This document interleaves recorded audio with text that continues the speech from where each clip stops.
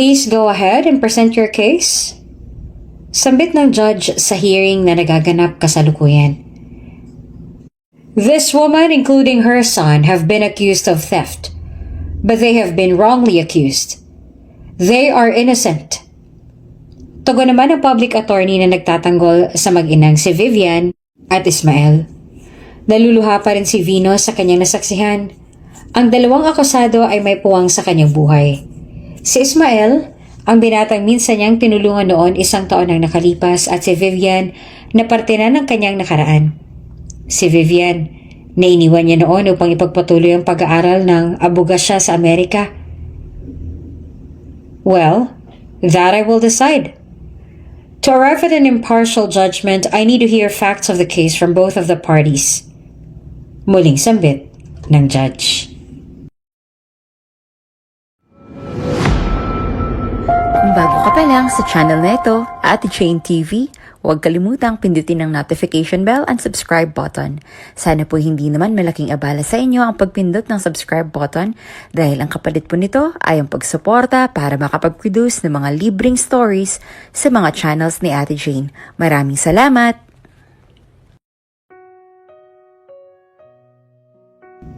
14 na taon nang nakararaan. Oh, bakit ka naman umiiyak, mahal? Ang nanay ni Vivian. Kasi po, Nay, inaasar nila ako sa school. Sumbong naman ni Vivian sa kanyang nanay. Umuwi kasi itong umiiyak galing school. Grade school student pa lang ang batang si Vivian. Pagbabasura ang hanap buhay ng mga magulang ni Vivian at ito ang pinagkukunan ng kanyang mga magulang ng pangsuporta para sa pag-aaral niya. Ano naman ang inaasar nila sa'yo? Lumapit naman ang kanilang tatay. Sabi nila family. Iyo daw po tayo, tay. Nalulungkot pa rin sumbong ni Vivian sa kanya namang tatay. Mababaho daw po tayo. Dagdag pa ni Vivian habang umiiyak. Anak, totoo ba na mababaho tayo? Ikaw ba, mabaho ka ba, anak?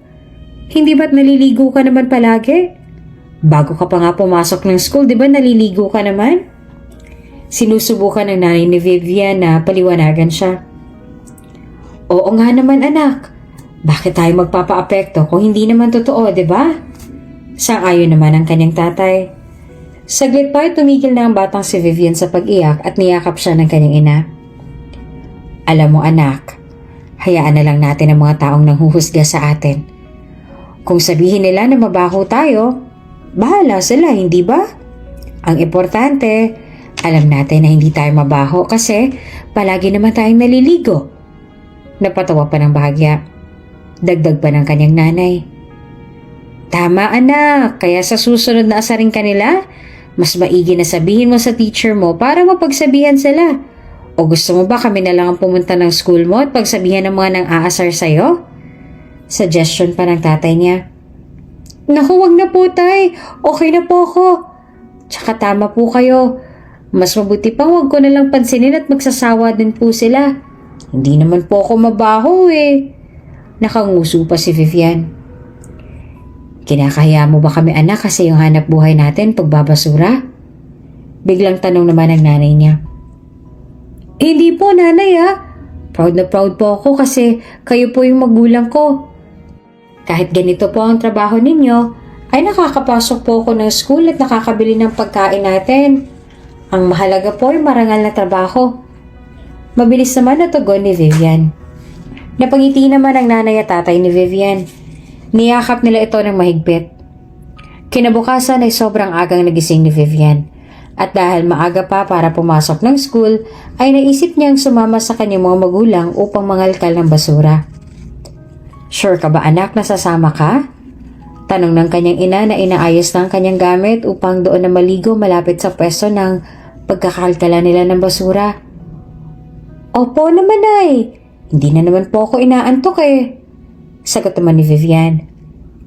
Oh, isuot mo. Medyo maamoy doon, baka sumakit ang tiyan mo. Inabot kay Vivian ng isang face mask. Isinuot naman ito ni Vivian at lumakad na sila papuntang tambakan. Pagkarating doon, ang baho nga dito, sa isip-isip ni Vivian. Dahil bata pa, hindi naman mapigilan ni Vivian ay hindi magkomento sa naaamoy. Natural, tambakan ng basura kaya mabaho talaga. Nakaupo lamang si Vivian malapit sa kanyang mga magulang na nagsimula ng mangalkal. Lumipas ang isang oras ay lumapit na sa kanya ang kanyang ina. Anak, halika na at maligo. Oras na para pumasok. Agad namang sumunod si Vivian at naligo na sa libreng banyong malapit sa tambakan. Pagkatapos maligo ay pinakain na siya ng kanyang ina ng almusal. Pagkatapos kumain ng almusal ay nagready na si Vivian para pumasok. Ihahatid na sana siya ng kanyang ina sa labasan dahil malapit lang din naman doon ang school niya. Huwag na po, Nay. Okay na po ako. Kaya ko naman na po. Pagpipigil pa ni Vivian sa ina. Humalik na sa kanyang ina at bumalik na sa trabaho. Na makalayo-layo na ang nanay ni Vivian ay nagsimula na siya maglakad ngunit hindi niya na napansin ang balat ng saging sa kanyang daraanan. Ay! Nadula si Vivian at napahiga sa mga basura. Naiiyak siya dahil amoy na amoy at kapit na kapit ang basura ngayon sa kanyang uniform. Ngunit lalo siyang nalungkot nang tanawin ng mga magulang na pagod at nagtitiis ng mga alkal ng basura. Mapag-aral lamang siya at makakain sa araw-araw.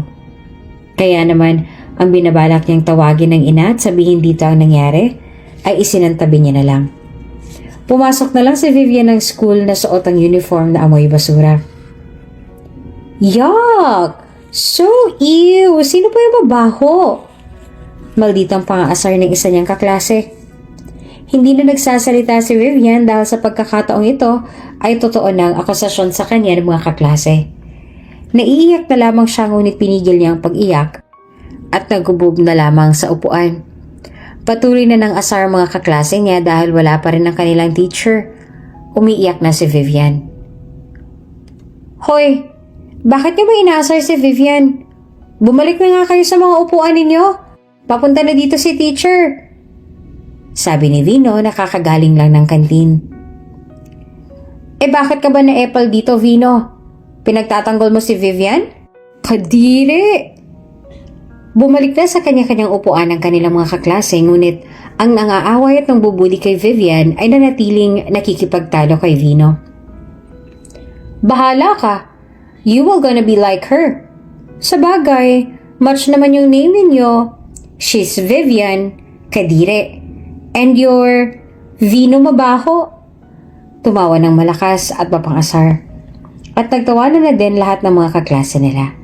Lalo pang napaiyak si Vivian, as in hagulhol. Class? Biglang dumating ang teacher nila at nagulat ang lahat at nagsipagtahimik. Gulat na gulat din ang batang babae na nangaaway kay Vivian.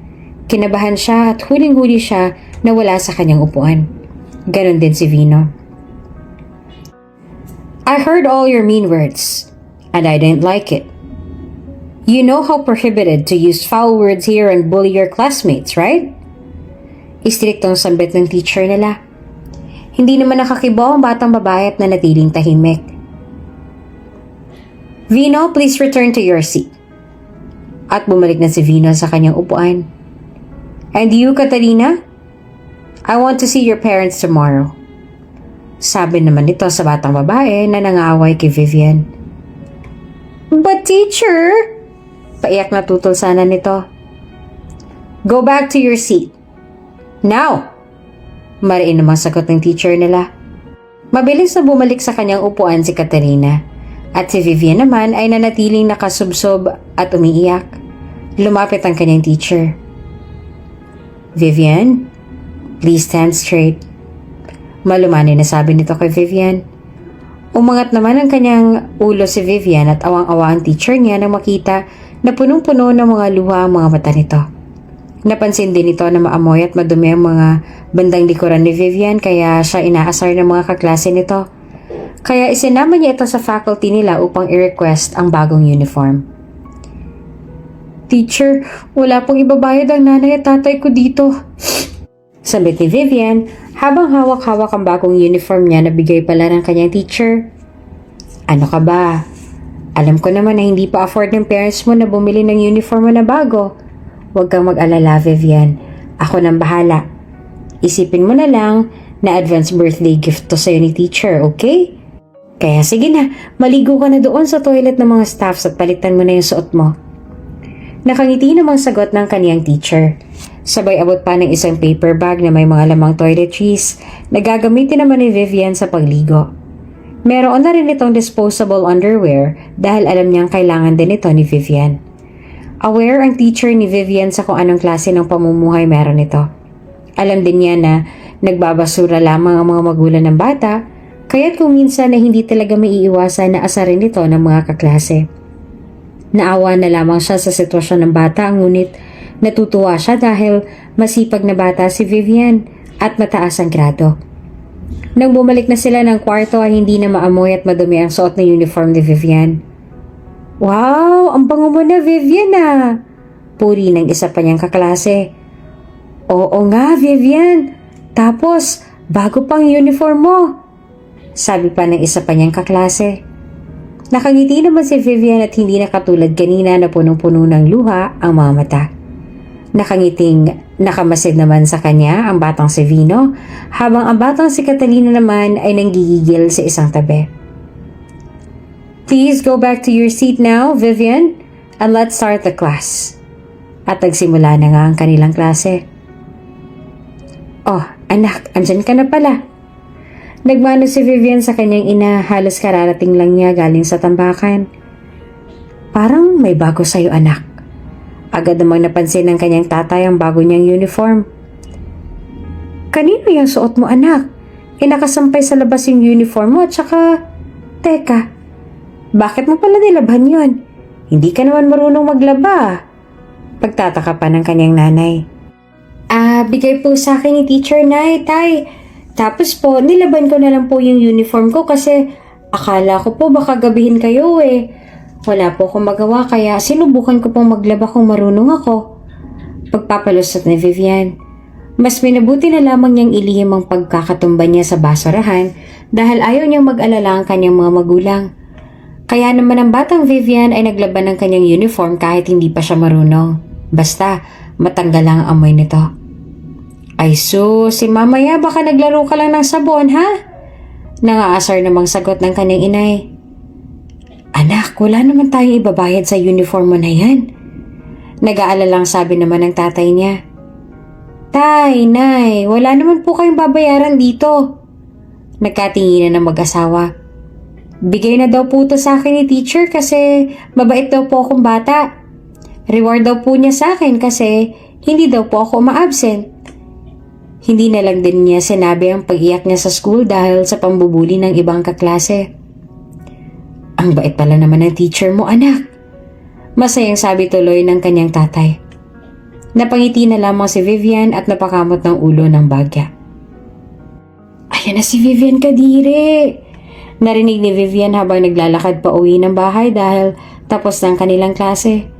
Hindi niya ito pinansin dahil ayaw niya ng gulo. Ngunit hindi na kontento ang batang lalaki na nambubuli sa kanya. Humarang ito sa daraanan niya. Hindi niya ito kaklase kaya't nagtaka naman si Vivian kung bakit alam nito ang pang-aasar sa kanya ng mga kaklase niya. Bigla siyang tinulak nito. Tunay palang mabaho ka. Grounded ang pinsan ko kaya hindi kami makapaglaro ng Roblox. At dahil sa'yo yun.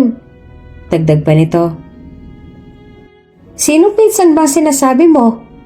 Tanong ni Vivian na pinagpagan ng kanyang palda. Nako, nagmamaang-maangan ka pa. Akmang itutulak sana ulit si Vivian. Hoy, Carlos! Bigla namang dumating si Vino para tulungan muli ang kawawang si Vivian. This time, hindi naman umiiyak si Vivian dahil kung hindi naman dumating si Vino ay balak na sana niyang patulan si Carlos. May tinatago rin kasing kamalditahan si Vivian kaya kapag naagrabyado siya ay minsan gusto na talaga niyang gumante. Siyempre, mga bata.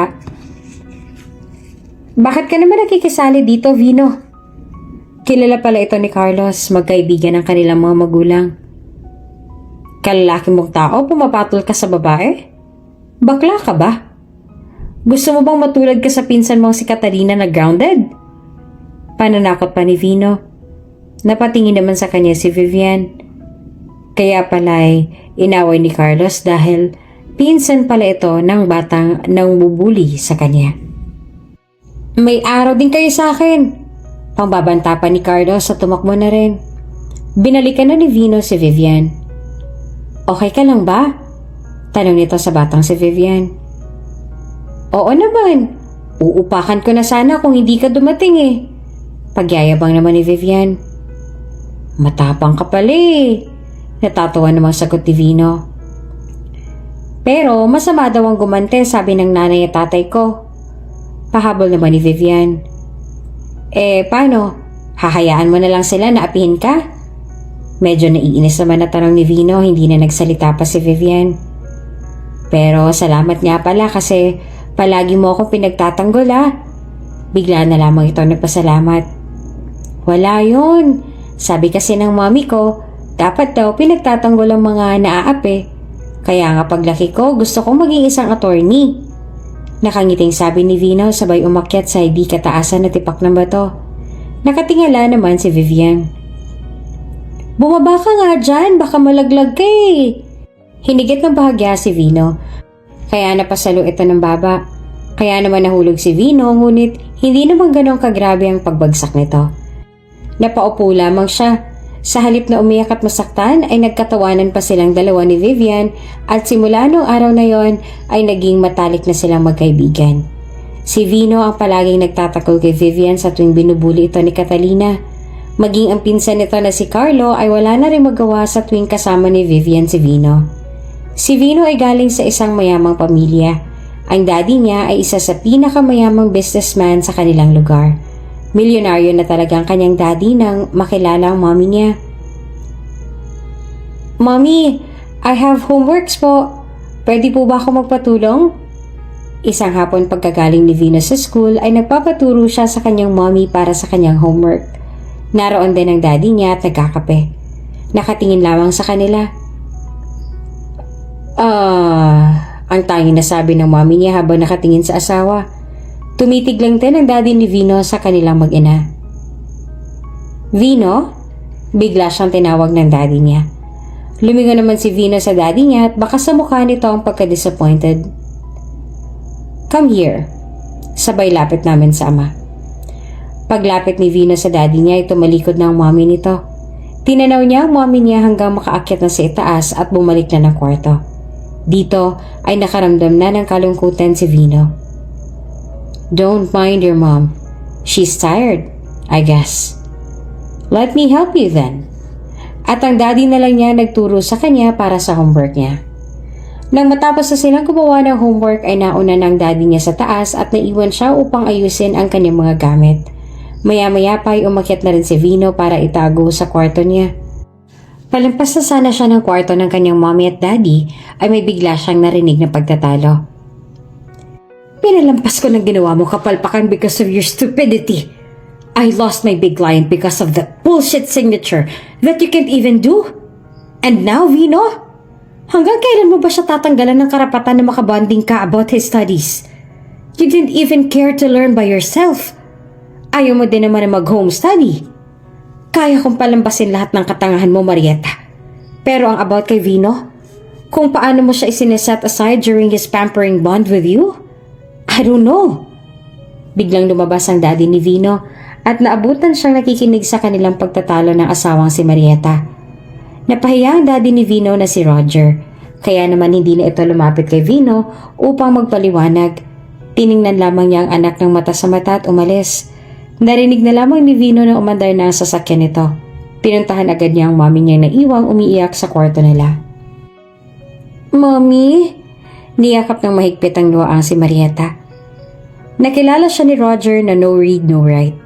Tanggap siya ng asawa dahil sa sobrang pagmamahal nito sa kanya at wala pang isang buwan, kasali nagdadalang tao na si Marietta.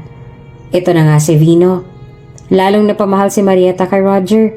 Sinubukan nito na tulungan si Marietta na makapag-aral ngunit dahil sa bagong panganak at first baby nila si Vino ay mas pinili ni Marietta na alagaan na lamang ang anak. Mas nag-focus siya kay Vino kaysa sa pag-aaral. Marami na rin na-hire si Roger na teacher para turuan si Marietta at home. Ngunit wala talagang atensyon niya dito. Sumuko na lang si Roger sa pagpupush sa asawa na mag-aral. Hanggang sa nagkakaproblema na siya dahil sa wala itong alam. Mangmang kumbaga. At nasasaktan si Vino para sa kanyang mommy. Habang lumalaki siya at nagkakaisip, ay naiintindihan niya na ang mga nangyayari sa kanyang paligid. Lalo na pagdating sa kanyang pamilya. At sa halos araw-araw na nakikita niyang inaaway ng daddy niyang ina, ay mas nagiging sensitibo siya para dito. Napaiyak si Vino nang niyakap ang ina. "Patawarin mo ako, anak." Umiiyak na sambit ni Marieta. "Sorry kung walang magawa si mommy para tulungan ka sa mga assignments at projects mo. Sorry kung tanga si mommy." At napakabulgal na nga ito. "Mommy, hindi po kayo stupid." Ngaling-ngaling isang batang paslip. "Sorry mommy if hindi kita mapagtanggol kay daddy right now." Punong-puno ng mga luha ang mga mata ni Vino. Hinawakan naman ni Marieta ang pisngi ni Vino at pinunasan ang mga luha nito. "Anak, hindi mo kailangang gawin yon. Kahit nagagalit sa akin ang daddy mo, ayoko na magalit ka rin sa kanya. Maraming mga dahilan kung bakit napapadalas na magalit siya sa akin at sana mas maintindihan mo pa siya. Ang gusto kong gawin mo, anak, ay mag-aral ka mabuti at magtapos ng pag-aaral. Ayoko na matulad ka sa akin na walang pinag-aralan. At hiling ko sana, anak, ay matapos mo ang kursong pangarap ko para sa'yo. Gusto kong maging abogado ka. Hindi mo man ako nagawang ipagtanggol sa daddy mo, ay magagawa mo ipagtanggol ang ibang taong naaapi at naaagrabyado. Mangako ka, anak, ha?" Patuloy na lumuluha ang ina habang nakatingin sa mga mata ni Vino.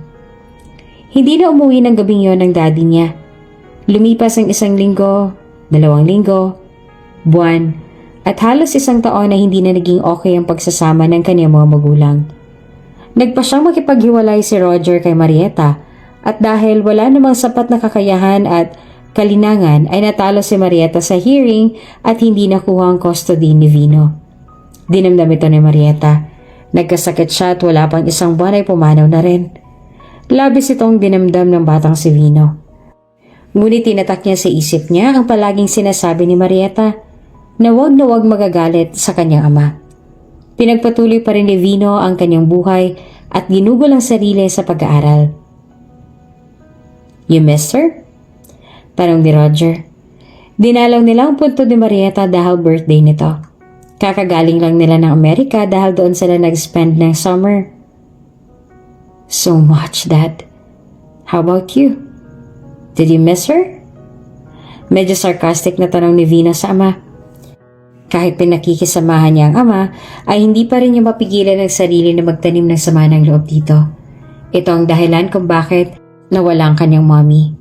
Pero mas pinili na lamang niyang ikimkim ang lahat para na rin sa kahilingan ng inang na mayapa. "Of course I do." Sabay suot ng sunglasses at niyakag na si Vino pa uwi. "Let's go." At umuwi na nga sila. "Oy, Vino!" Si Vivian na hinahabol si Vino dahil pasok ka na naman. Senior high school na sila at pareho na rin sila ng school na pinapasukan dahil scholar si Vivian sa private school na ito. "Hey! I'm glad to see you around." Bati naman ni Vino. "Wow porket galing ka lang sa States, imported ka na magsalita." Tumawa pa ng malakas si Vivian na inaasar si Vino. Tininan lamang siya ni Vino dahil wala ito sa mood. "Ito naman, napakaseryoso mo naman. Inaasar lang kita eh. Sadya namang Inglesero ka kahit nung bata pa tayo, diba? Sorry naman." Panunuyo pa ni Vivian. "Okay then. You have to treat me." Banat naman ni Vino. "Hoy, wala pa nga akong allowance eh." Kasama kasi sa scholarship ni Vivian ang kanyang baon-baon sa school. "Aba," nagtatampo namang sabi ni Vino. Well. Look who's here." Biglang dumating naman ang grupo nila Catalina. "Sobrang dikit mo naman yata kay Vino at kahit saan siya magpunta, you keep on following him. Is that what really makes you feel na babango ka na? I mean, look at you. Nothing has changed kahit high school na tayo. You still smell awful." "Ew!" Sabay nagtawanan ng mga kasama nito. Will you stop, Catalina? Naiinis sa masambit ni Vino. Nanatiling tahimik naman si Vivian. Why should I? Sabay irap. Let's go girls, baka mahawa pa tayo ng Vivian kadiri na yan. At umalis na nga sila Catalina kasama ng grupo nito. I'm sorry. Pag-comfort naman agad ni Vino kay Vivian. Ano ka ba? Okay lang, no? Hindi ko naman na sila para pagpapansinin. Hello? Palaki na kaya tayo? Alam mo naman si Catalina, parang isip bata pa rin. Malawak na pangunawang sagot naman ni Vivian. Oo nga eh. Catalina's still immature. Anyway, come with me. Hinigit ang kamay ni Vivian. Aba, teka, saan tayo pupunta? May klase na tayo mamaya, ha? Hinatak naman pabalik ang kanyang kamay. Here lang, sa mini-stop. Sabay turo sa labas. Mini-stop? Hoy, Pinocchio! Pinocchio is from the name Pinocchio, which is bansag ni Vivian dito dahil sobrang tangos ng ilong ni Vino. Tigilan mo ako niyan ha at wala akong perang panlibre sa'yo dyan. Nakaduro pa sa binata. Hinablot pa rin ni Vino ang mga kamay ni Vivian at bahagyang kinaladkad palabas ng gate. Sa tapat kasi ng school nila ay naroon ang mini-stop. Habang papalabas sila ng school ay umuusok na naman ang ilong ni Catalina habang tinitingnan ng dalawa. They're so sweet. Hindi na napigilan ng isa niyang kaibigan na magsalita. Shut up! Nainis naman si Catalina sa comment na ito. Matagal na pala niyang gusto si Vino kahit noong grade school pa lang sila. Kaya naman mas lalo niyang pinag-iinitan si Vivian dahil si Vino palagi ang tagapagtanggol nito. Sobra siyang nai-insecure kay Vivian dahil napakaganda naman talaga nito. Maganda rin naman si Catalina, pero hindi niya maintindihan kung bakit hindi siya mapansin-pansin ni Vino. I want this, and this one. Ang daming dinampot ni Vino. Halos mapuno na ang counter dahil sa mga binili niya. Paglingon niya kay Vivian ay kitang-kita ang panlulumo nito at binubuksan na ang wallet. Nasilip ni Vino na 50 pesos na lang ang laman ng wallet ng dalaga. Kinurot niya ng bahagya ang chin ni Vivian at nagulat naman ito. You have nothing to worry about. I'm gonna pay for this. At nagbayad na nga si Vino. Nakahinga naman ng maluwag si Vivian, nakabadong-kabado na dahil akala niya ay seryoso talagang binata sa mga sinabi. Let's go? At lumabas na sila ng mini-stop. Loko ka, Pinocchio ah. Kinabahan ako dun ah. Sabay siko kay Vino. Muntik namang masabit si Vino dahil napatawa siya habang umiinom ng C2. You think I'm that kind of guy na magpapalibre talaga? Umirap na nakangiti kay Vivian. Sige na, uwi mo na lang yung lahat para may pang-snack ka sa bahay. Sabay abot kay Vivian ang mga pinimili niya sa mini-stop. Sigurado ka ba dito? Ang dami nito ah. Tinitingnan ang mga pinamili ni Vino. Mostly ay mga finger foods, noodles, and some stuff. Ano ka ba? It's a small thing. At saka kulang pa nga yan eh. Sabi naman ni Vino. Salamat ah. Walang ano-ano ay biglang hinalikan sa pisngi ang binata. Nanlaki naman ang mga mata ni Vino dahil iyon ang kauna-unahang kiss na na-receive niya bukod sa paghalik ng mommy niya sa kanya noong bata pa siya. Parang may kakaiba siyang naramdaman sa kiss na yon ni Vivian. Kahit pa sabihing sa pisngi lang, paghalik ni Vivian ay bigla naman itong tumakbo papunta ng room nila dahil maging siya ay nabigla sa sarili kung bakit niya nagawa iyon. Bigla siyang namula at nakaramdam ng hiya kay Vino. Naiwan si Vino na tulala at nagtataka pa rin kung bakit iyong ginawa ni Vivian. Pagpasok nito ng room ay hindi maalis ang titig kay Vivian. Si Vivian naman ay umiwas ang mga mata sa binata. Samantalang nakataas naman ang mga kilay ni Catalina sa walang pagod na pagmamasid niya sa dalawa. Buti na lang ay hindi nito nakita ang paghalik na ginawa ni Vivian kay Vino. Panigurado ay magwawala ito. Maya-maya pa ay dumating na ang kanilang teacher. Nag-awasan na at nagmamadali na si Vivian na lumabas ng room nila. Sinubukan niyang iwasan si Vino dahil sobrang hiyang-hiya talaga siya sa binata. Nakita niya si Vino at humabol ito. Hey, Vivian! Tawag pa ni Vino. Bago lumingon ay napapikit muna si Vivian. Ano? Patay mali siya na tanong niya kay Vino. Tatakbo na sana papunta sa kanyang binata, ngunit biglang sumulpot sa harapan nito ang grupo ni Catalina. Vino! Maarting tawag nito kay Vino.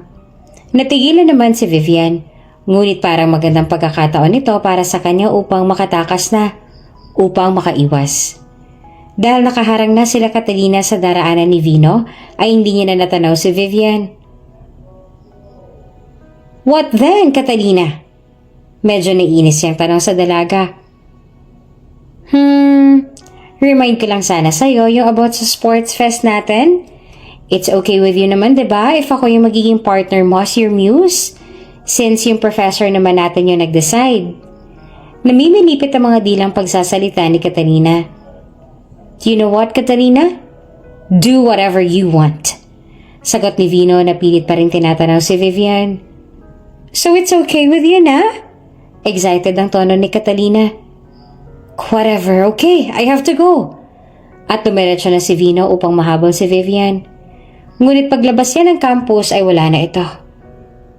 That was fast. Ang tangi niya na lang na nasabi. Napapatili si Vivian sa kanyang unan. Mahina lang ito dahil natatakot siyang baka marinig siya ng kanyang inay at itay. Bakit mo ba kasi ginawa yun, Vivian? Kinausap niya ang kanyang sarili. Ang tanga-tangang mo naman. Parang paiyak ng mukha ngunit hindi naman talaga iiyak. Dagdag pa ni Vivian. Hanggang sa nakatulog na lamang siya na gulong-gulo ang isip kung bakit ganon ang kanyang ginawa. Kinabukasan sa campus, pagpasok ni Vivian ay nakaabang na sa kanya si Vino sa kanyang upuan. Wala naman siyang ibang choice kung hindi ang pumasok na ng room at lumapit sa binata dahil na-corner na siya nito gamit ang kanyang upuan. Good morning! Magiliw na bati ni Vino sa kanya. Good morning, Vino. Mautal-utal na bati naman ni Vivian. What's wrong with you? Diretsang tanong ni Vino sa kanya. Alam mo ko yung kahapon na itatanong mo. Lilinawin ko na sa'yo, okay? Wala lang yun. Sorry kung ginawa ko yun. Nabigla lang din ako at uulitin ko wala lang yun. As in wala. Dire-diretsong sabi ni Vivian. Bigla namang natahimik si Vino na nakatitig sa kanya. What was that? I was just asking kung bakit ka nawala ka agad kahapon. Isasabay na sana kita para hindi ka na maglakad. That's it. Patay mali siya na lamang ni Vino dahil hindi naman talaga yon ang itatanong niya sana. Okay class, back to your respective seats. Dumating na pala ang kanilang professor. Tumayo na si Vino at babalik na sana sa kanyang upuan. Wala lang ba talaga yon? Pabulong nitong tanong kay Vivian. Tumaas ang mga balahibo ni Vivian sa katawan dahil akala niya ay nakumbinsin niya na si Vino na wala lang talaga yon. Ngunit hindi pa rin pala ito kontento sa kanyang paliwanag. Hindi pa rin pala klaro. Ano nga bang dapat niyang sabihin? Bakit niya nga ba ginawa yon? Maging ang sarili niya ay litong-lito at blankong utak para sa mga kasagutan sa kanyang ginawang paghalik kay Vino. Okay class, before we proceed to our topic for today, I would like to call on Vino and Catalina. Tawag ng kanilang professor. Tumayo naman kaagad si Catalina samantalang si Vino naman ay bahagya ng tumayo. Nagtaka naman si Vivian kung bakit bukod tangi ang dalawa lamang ang tinawag. May rehearsal kayo sa studio para sa intermission number ninyo for the incoming sports fest. By next week na yon, tama? So, kailangan na muna ninyong mag-practice. Go, go, go! Utos ng professor na may pagkasilahis. Sa hindi maintindihang dahilan ay parang nakaramdam ng kakaiba si Vivian sa puso niya. Parang kinurot ang kanyang puso. Parang mahindi tama. Parang gusto niyang tumutol. Naguguluhan siya. Vivian? Nagulat na lamang siya nang tinawag siya ng professor niya. Paglingon niya ay nakalabas na sila Vino at nakita niya kung paanong pumulupot sa braso ng binata ang maarteng si Catalina. Vivian! Inulit muli ng professor ang pagtawag sa kanyang pangalan. Si sir, yes po. Agad naman niyang tugon. You were supposed to be Vino's partner pero kahapon hindi ka naman makausap ng maayos. Napapano ka bang bata ka? Are you with me?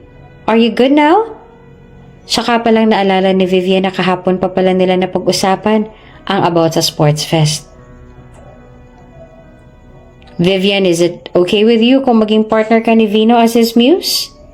Hindi nagsalita si Vivian na natiling tulala. Sir! Biglang tumaas ang kamay si Catalina. I volunteer myself as Vino's muse for the sports fest. Nakangiting presenta ni Catalina. At dahil hindi nga makausap si Vivian ng maayos dahil lutang pang utak nito, ay agad namang pumayag ang kanilang professor. Very good, Catalina. It's nice that you're cooperating very well. Puri pa nito. Biglang flashback sa utak ni Vivian na sobra siyang nangihinayang. Na mga sumunod na mga araw ay hindi na sila nakapag-usap ni Vino dahil masyado nang naging busy ang binata sa paghahanda sa kanilang sports fest. Bukod kasi sa representative ito, as escort ng kanilang campus, ay team captain pa ito ng isang basketball team. Kung magkikita sila ay mata sa mata na lang kanilang nagiging batian sa isa't isa. You know what, guys? I really can't believe that Vino is touching me. Nagpaparinig si Catalina kay Vivian dahil nakita niya ito sa salamin na pumasok ng banyo. Vino is touching you? Oh my God! You're not V anymore! Maate namang reaksyon ng kaibigan niya. Why so OA? Vino is not that kind of guy naman, you know? I mean, Vino is touching me every time we hold each other during rehearsals like, you know, about the intermission dance na pinapractice namin every day. Vino is very gentle man. He even make pay-pay to me kapag mainit at nakikita niya akong pawisan. Pag-iimbento pa ni Catalina dahil alam niya nakikinig si Vivian. Aw, that's so sweet! Tugon naman ang maarte niyang mga kaibigan. Yeah, and I think we better go up to the next stage. Pagyayabang pa rin ni Catalina. Oh my God! Kiss? Sabay-sabay na sabi ng mga kaibigan niya. Ay! Nagtalian at nagtawanan ng mga pang-asar ang mga grupo ni Catalina. Nanatili naman si Vivian sa loob ng cubicle dahil ayaw niyang lumabas at makipagsabayan sa grupo nila Catalina sa harap ng salamin. Maya-maya pa ay biglang tumahimik. Wala na palang maarteng babae. Lumabas na si Vivian at humarap sa salamin. Bakit ka ba naiinis? Bakit ba ganyan ang nararamdaman mo? Ano ba kasihan, Vivian? Naguguluhan na ako.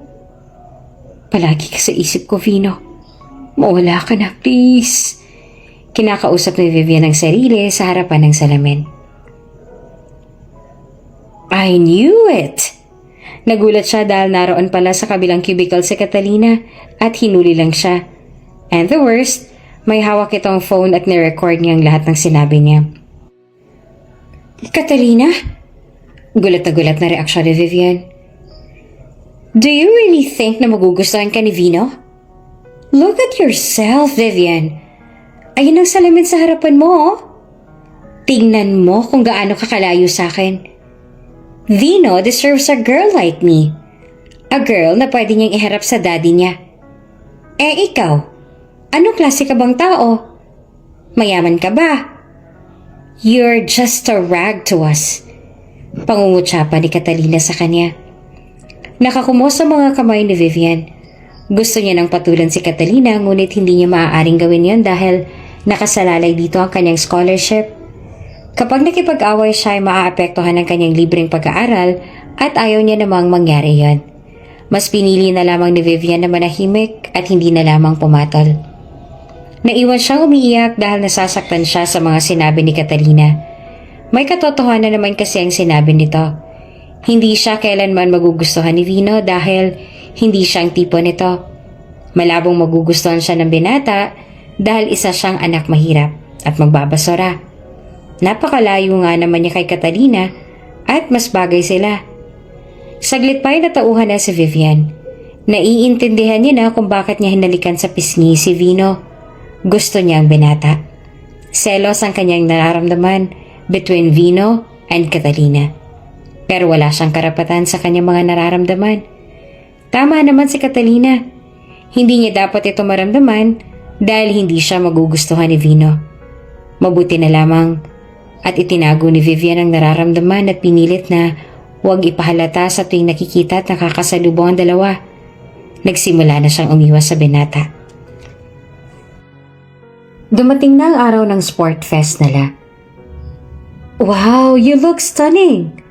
Puri ng professor kay Catalina na talagang pinaghandaan ang araw na ito. May sarili pa itong makeup artist. Nanatiling tahimik si Vivian. Ayaw na sana niyang sumali sa sport fest na ito, ngunit kasama ito sa magiging grades nila para sa first grading at importante iyon para kay Vivian. Nagsimula na ang palabas. Napapayuko na lamang si Vivian habang pinapanood ang pagpe-perform ni Catalina at Vino. Totoo ang sinasabi nito, masyadong touchy ang mga galawan nila dahil sa steps ng kanilang sayaw. Nanonood pa rin naman si Vivian, ngunit kapag hahawakan na ni Vino si Vivian ay hindi na siya makatingin sa dalawa. Hanggang sa natapos ang kanilang performance, ay natapos na rin ng iba pa nilang mga activities. And it's time for the booths na prepared by all the students ng campus. It's time na para ma-enjoy naman nilang event. Pero kay Vivian, bakit uuwi ka na kaagad? Magsisimula pa nga lang yung pag-i-enjoy natin, no? Pinipigilan si Vivian ng kanyang professor. Maya-maya pa ay may tumawag dito. Aalis na sana si Vivian, pero biglang dumating na naman ang grupo nila Catalina para asarin na naman siya. Girls, have you heard the news about this girl who's obsessed with my man? Pagpaparinig nito kay Vivian. Man? Napatanong sa isip si Vivian. Oh my gosh, and who's this cheap girl? Tanong naman ng isa ring maating kaibigan ni Catalina. There! Behind you! At diretsong itinuro si Vivian na nasa likuran ng babaeng nagtanong. Napaatras naman si Vivian. Catalina, please! Sinubukan ni Vivian na pakiusapan si Catalina. Please? And now nagpi-please ka? Where is that word coming from? Mga natutunan mo kay Vino? Nakataas ang kilay na tinitingnan mula ulo hanggang pababa si Vivian. Napipiko na rin si Vivian kaya hindi niya na napigilan ang mairapan nito. What the? Ang tapang mo ha? Tingnan natin ang tapang mo kapag narinig nila to. Kinuha ang kanyang phone at ipinarinig sa mga kasama ang record nito na nasabi niya sa banyo. Bakit ka ba naiinis? Bakit ba ganyan ang nararamdaman mo? Ano ba kasi yan, Vivian? Naguguluhan na ako. Palagi ka sa isip ko, Vino. Mawala ka na, please. Malinaw na malinaw at rinig na rinig ng grupo ni Catalina mga pinagsasabi ni Vivian. At patuloy siyang tinitigan ng mga matang mapanghusga ni Catalina habang nagtatawanan ng grupo nito. Umuusok ang ilong ni Vivian. Saglit pa ay, is that true? Si Vino na kanina pa pala silang tinitingnan at narinig ang record na ipinarinig ni Catalina. Nanlaki naman ang mga mata ni Catalina dahil sa totoo lang ay ayaw niyang marinig nito ang nararamdaman ni Vivian para sa binata. Nagulat na lamang siya nang makitang biglang hinablot ni Vino ang phone niya at inulit ang record ni Vivian. Sa sobrang hiyay na patakbo si Vivian, hindi niya na alam kung paano pahaharapin ang binata. Hanggat maaari ay ayaw niyang malaman ni Vino ang nararamdaman niya para dito. Wala siyang mapapala at wala siyang karapatan. Vivian, wait! Susundan na ni Vino si Vivian. Bigla namang kumapit si Catalina sa braso niya. Vino? Don't tell me you'll chase her. Tanong nito sa binata. Ngunit tinignan lamang ni Vino ang mga kamay ni Catalina na nakakapit sa mga braso niya. Gets naman kaagad ni Catalina ang ibig sabihin ng mga tingin na yon kaya binitawan niya ng braso ni Vino at agad nitong sinundan si Vivian. I thought, you and Vino? Diretsong tanong ng isang kaibigan ni Catalina. Shut up! Pagtatantrum si Catalina. Sabay na huli pa niyang nagbubulungan ng mga kasama. Ano? Magbubulungan na lang kayo dyan? Ha? Halos tumirik ang mga mata sa sobrang inis ni Catalina. Vivian! Sabay hablot sa mga kamay ni Vivian dahil naabutan niya ito sa paglalakad. Tumigil naman si Vivian at ngumiti ng plastic at binawi ng bahagya ang kanyang kamay mula sa pagkakahawak ni Vino. 10 segundo ng katahimikan ang bumalat sa dalawa. Hindi alam ni Vino kung paano at saan magsisimula magtanong. Taas-baba naman ang mga mata ni Vivian dahil hindi niya malaman kung saan titingin dahil binabalot siya ng kaba at hiya. Ngayong alam na ni Vino ang nararamdaman niya para sa binata. Totoo ba, Vivian? Hindi na napaligoy-ligoy pa si Vino. Nakangiting hindi maintindihan naman ang mukha ni Vivian. Kasi Vino, kung pwede kalimutan mo na lang yon. Kasi, nadala lang ako ng emotions ko. Yung record na yon, hindi malaman ni Vivian kung paano magpapaliwanag. Vivian, please. Huwag mo naman akong paikot-ikutin. I've been trying to reach you the last few days since that kiss happened. But you didn't even bother to give me a glance. Neither one look. Naiinis na si Vino. Ang galing mo namang magsalita, Vino. Sa'yo pa talaga nanggaling yung salitang yan? Yung paikot-ikutin na yan? Bakit mo pa ba gustong malaman ang nararamdaman ko? Ano bang intensyon mo? Hindi naman big deal yun, diba? At ibalik ko lang sa'yo, ha? Tumigil ka na ng kakasunod sa akin at mag-focus ka na lang dyan sa jowa mo. Hindi na napigilan ni Vivian na hindi magsalita at ilabas ang nararamdaman niya. What, jowa? Sino? And wait, are you jealous? Biglang napapangiti si Vino sa hindi maintindihang dahilan.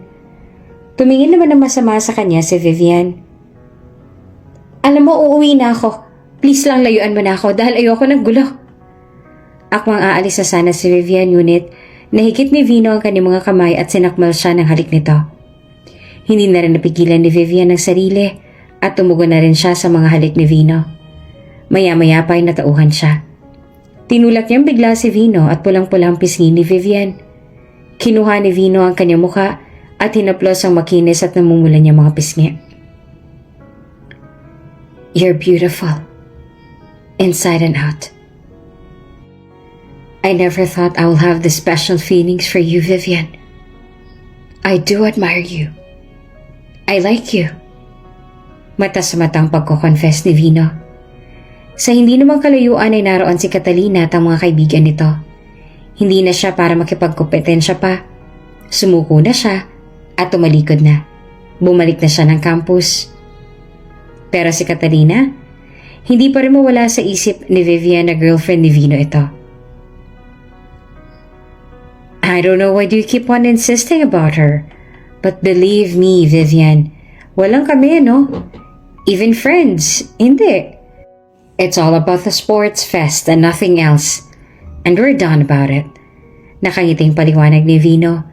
Bigla namang umiti si Vivian. And now you're smiling. My heart is melting.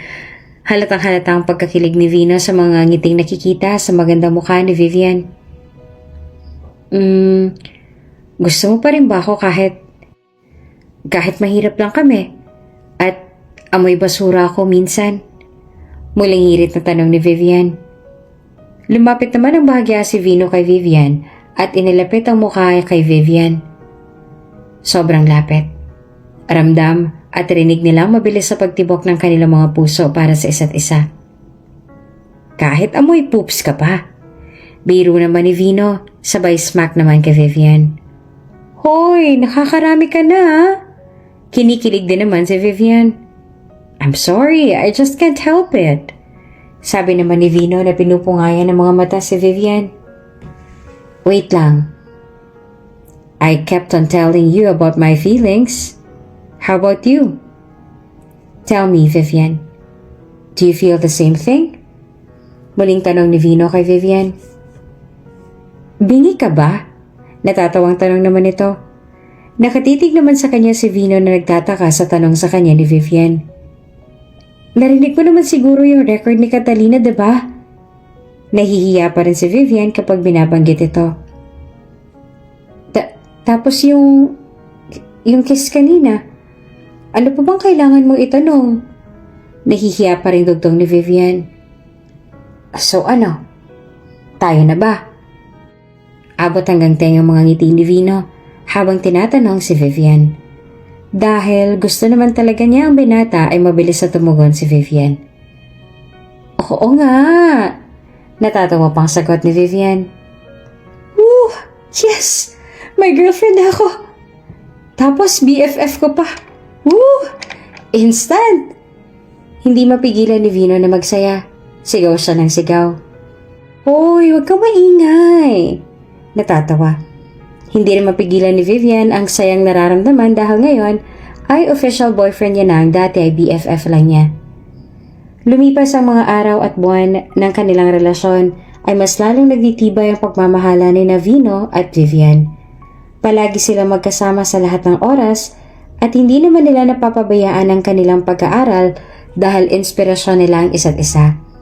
Sila ang palaging partner sa lahat ng mga school activities at never silang naging bad influence couple sa mga kapwa nilang estudyante dahil hindi naman sila ganoong ka-PDA. Kung may nakaharap na mga students, lalo na kung teacher, hanggang sa malapit na silang mag-graduate na high school. B, bakit ayaw mo sumali ng prom? Tanong ni Vino kay Vivian habang busy ang nobya sa pag-ayos ng kanilang ipapasang report sa math subjects nila. Mamaya na yan. Come on, let's talk. Bahagyang inila si Vivian palapit sa kanya. Hoy, ano ka ba, Vino? Nag-uusap na tayo. Huwag tayo masyadong PDA sa school. Good morning po. May dumaan pang teacher at binati ni Vivian. Inirapan niya si Vino. Itinaas naman ni Vino ang dalawa niyang kamay. Alright, boss. I'm sorry, okay? I just want you to join the prom, B. Hindi pa rin ito sumusuko sa pagkumbinsi sa nobya na umattend ng JS prom nila. Eh di sumali ka. Matabang na sagot naman ni Vivian. B naman eh. You know that I will not join if you're not there? Tugon pa ulit ni Vino. B, mas marami pang priorities na gastusin ng inay at itay. Gastos lang yan eh. Dinerecho na ni Vivian ang nobyo. Gustuhin man niya sumama ay hindi niya na magawa dahil alam naman niyang wala namang kakayahan ng kanyang mga magulang na maibili siya ng mga kailangan niya para sa prom. B, ano mo ba ako? Biglang tanong ni Vino. Ano naman kasing klaseng tanong yan? Nagtataka naman si Vivian sa tanong ng nobyo. After class may pupuntahan tayo. Sagot ni Vino. Puzzled pa rin si Vivian sa tanong ng nobyo. Out na sila at akala ni Vivian ay ihahatid na siya ni Vino sa bahay nila. Ngunit nag-iba ito ng daan. Hoy, B, saan mo ko dadalhin? Nangangambang tanong ni Vivian. Hindi naman dyan yung way ng bahay namin ah. Tanong pang muli ni Vivian. Ngunit nanatiling tahimik si Vino at hindi siya sinasagot. Pinocchio, ano? Naiinis na si Vivian. Nagulat na lamang siya nang tumigil si Vino sa parking lot ng mall. Wait lang, B. Hihirit pa sana ulit si Vivian ng tanong, ngunit nakababa na ng sasakyan si Vino at pinagbuksan na siya ng pinto nito. Walang nagawa si Vivian kung hindi ang sumunod sa nobyo. Sumunod siya sa paglalakad dito.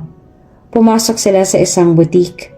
Nanlaki naman ang mga mata niya sa sobrang gaganda ng mga gowns doon. Pero bakit nga ba sila naroon? Hi, I'm Alex.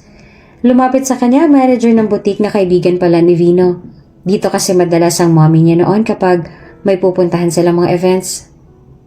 Hello po. Magiliw na bati naman ni Vivian. You got a perfect body and I'm pretty sure na mag-fit sa'yo yung mga new arrival namin na gown. Excited na hinigit si Vivian sa corner kung saan nakadisplay ang gown na tinutukoy ni Alex. Nang makita ni Vivian ang gown ay amazed siya sa sobrang ganda nito. Hindi niya ma-imagine ang sarili na makakasuot siya nito. Nagulat na lamang siya nang inutos ni Alex na ibaba ang gown at ipinasukat na sa kanya. Please go on. Itinuro ni Alex ang fitting room at naghintay naman si Vino sa waiting area. Pero B, di ba hindi naman ako a-attend? Aayaw pa sana si Vivian. Lumapit si Vino sa kanya at bumulong. Ano mo ba ako? Tanong nito. Boyfriend. Mabilis naman ang sagot ni Vivian. Ngumiti si Vino sa kanya. Do it for me? Please? At hinalikan siya sa pisngi. O siya, mamaya na yan. Pang-aasar naman ni Alex. Kinuha na ni Vivian ang gown at dumiretso na ng fitting room. Wala pang 2 minuto ay lumabas na si Vivian mula sa fitting room. Natulala at halos hindi na makausap si Vino nang makita kung gaanong mas gumanda si Vivian sa suot na gown nito. B! Natatawang tawag ni Vivian, pero tulala pa rin si Vino. You're so beautiful! Puri naman ni Alex. Take note, wala pang makeup yan ha? Nakataas pang kilay na sabi ni Alex. Transgender si Alex at mukhang babae sa labas, ngunit ang totoo ay lalaki talaga siya dati. Vino, what can you say? Siya nang bumasag sa katahimikan ng katauhan ni Vino. I think I changed my mind now. Nakangising sambit nito. Huh? Bakit naman, B? Natatawa naman si Vivian. You're gonna be the star of the night for sure. Hinahawi ang buhok ni Vivian. Oh, ayaw mo ba yun? Tanong naman ni Vivian. For sure maraming magsasayaw sa'yo ng mga boys. Nakanguso na si Vino. Yumuko si Vivian. Tumingala sa nobyo. Ikaw lang naman ang may gusto na pumunta sa prom eh. Okay nga lang, B. Mas gusto ko nga na nasa bahay lang ako kaysa magpunta doon eh. Nakangiti pa rin sambit ito kay Vino. Just kidding! Hindi mapigilan ni Vino ang tumawa ng malakas. Nainis naman si Vivian at naghulukit-kip ng braso niya. Oh, B, why so serious? I was just joking. Pinipigil ang tawa. Habang inaamo si Vivian. Ano ka ba, B? Once in a lifetime lang yon, kaya kailangan maranasan naman natin. Eh ano naman kung ikaw maging star or queen of the night? I'll be very proud then. Sabay halik sa noon ni Vivian. Nung uuto ka pa eh. Sabay siko naman ang marahan sa sikmura ni Vino. Natatawa pa rin ang binata. Pagkatapos makabili ng gown ay namili na rin ng sapatos na susuotin si Vivian at syempre si Vino ang magbabayad. Namili na rin sila ng mga accessories at iba pang kailangan ni Vivian para sa prom. B, uwi na tayo paggabi na rin kasi. Nagiya na si Vivian dahil alam niyang nag-aalala na ang kanyang mga magulang. Wait lang, last na. Pumasok sila sa supermarket. B, ano ba? Okay na to. Pinipigil ni Vivian si Vino dahil alam niyang gagawin ng nobyo. Ngunit hindi nagpapigil si Vino at sa halip ay kumuha ito ng malaking cart at pinamili si Vivian ng mga groceries. Pagdating sa counter ay umabot ng almost 50,000 na binayaran ng binata. Pagkatapos mamili ay umuwi na sila sa bahay nila Vivian. Legal naman sila sa mga magulang ni Vivian at tanggap naman nila si Vino dahil hindi naman pinababayaan ng dalawang kanilang pag-aaral. Magandang gabi ho, tita, tito. Magalang na bati ni Vino sa mga magulang ni Vivian.